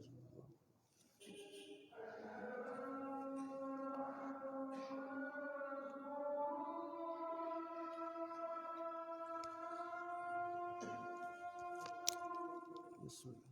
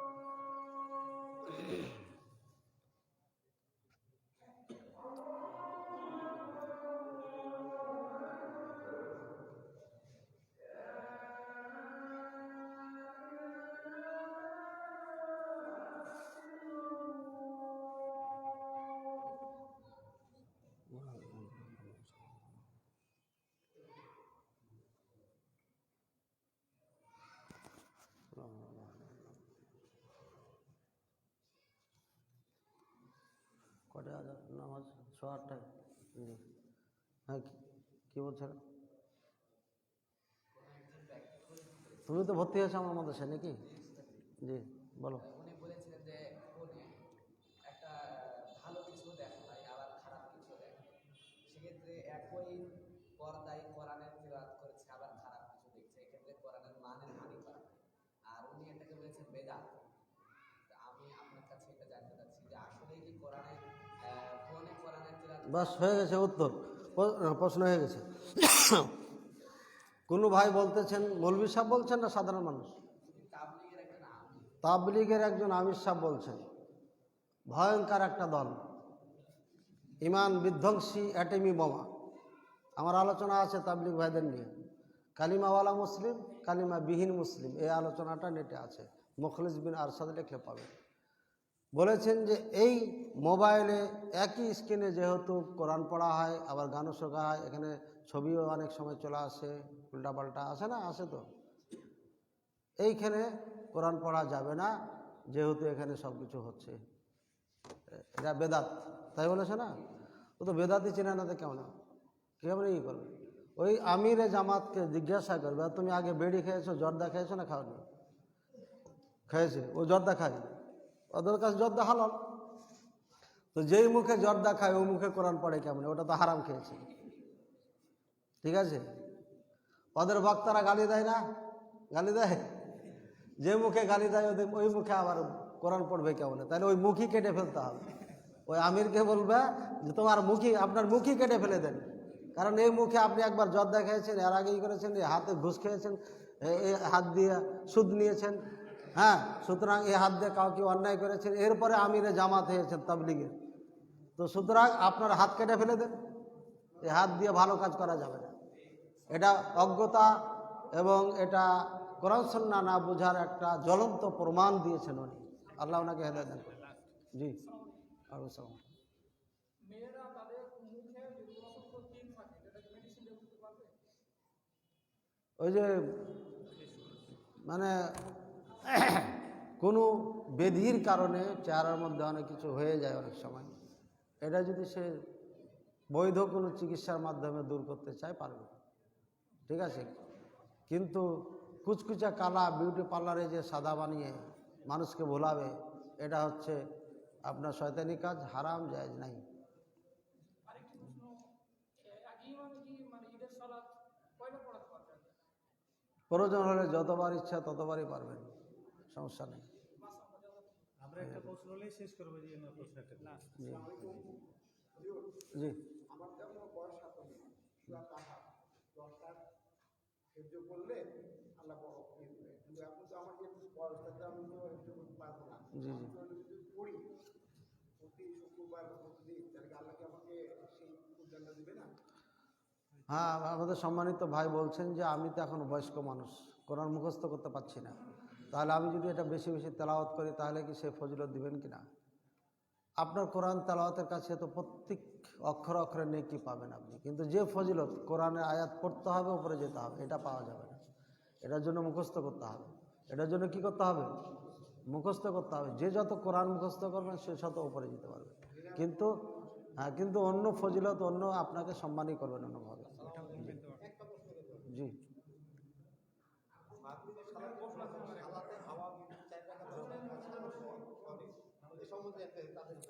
এই হাদিসটি সঠিক না, সঠিক হচ্ছে সালাতুল আওয়াবিন হচ্ছে সূর্য ওঠার পরে যে সালাত পড়া হয় এটাকে, এই সময় হাদিস এটা, কিন্তু এটাকে মাগরিব পরে লাগানো হয়েছে, এই মর্মে একটা হাদিস আছে কিন্তু সহি না। জি একজন মুসলমান কি অমুসলিমকে বাসা ভাড়া দিতে পারবে? হ্যাঁ, একজন মুসলমান কি অমুসলিমকে বাসা ভাড়া দিতে পারবে? মাশা আল্লাহ। বাসা ভাড়া মানে ও না দেওয়াই উচিত, কারণ ও মূর্তি পূজা করবি, এই জন্য অমুসলিমকে ভাড়া না দেওয়া উচিত। ওই অমুসলিমকে যে অমুসলিম ঘরে বসে পূজা করবে, আর প্রশ্ন করবেন না, তবে কেউ যদি পূজা না করে, মূর্তি না রাখে ঘরের মধ্যে, তাহলে সমস্যা নেই। সুবহানাকাল্লাহুম্মা বিহামদিকা আশহাদু আল্লা ইলাহা ইল্লা আনতা আস্তাগফিরুকা।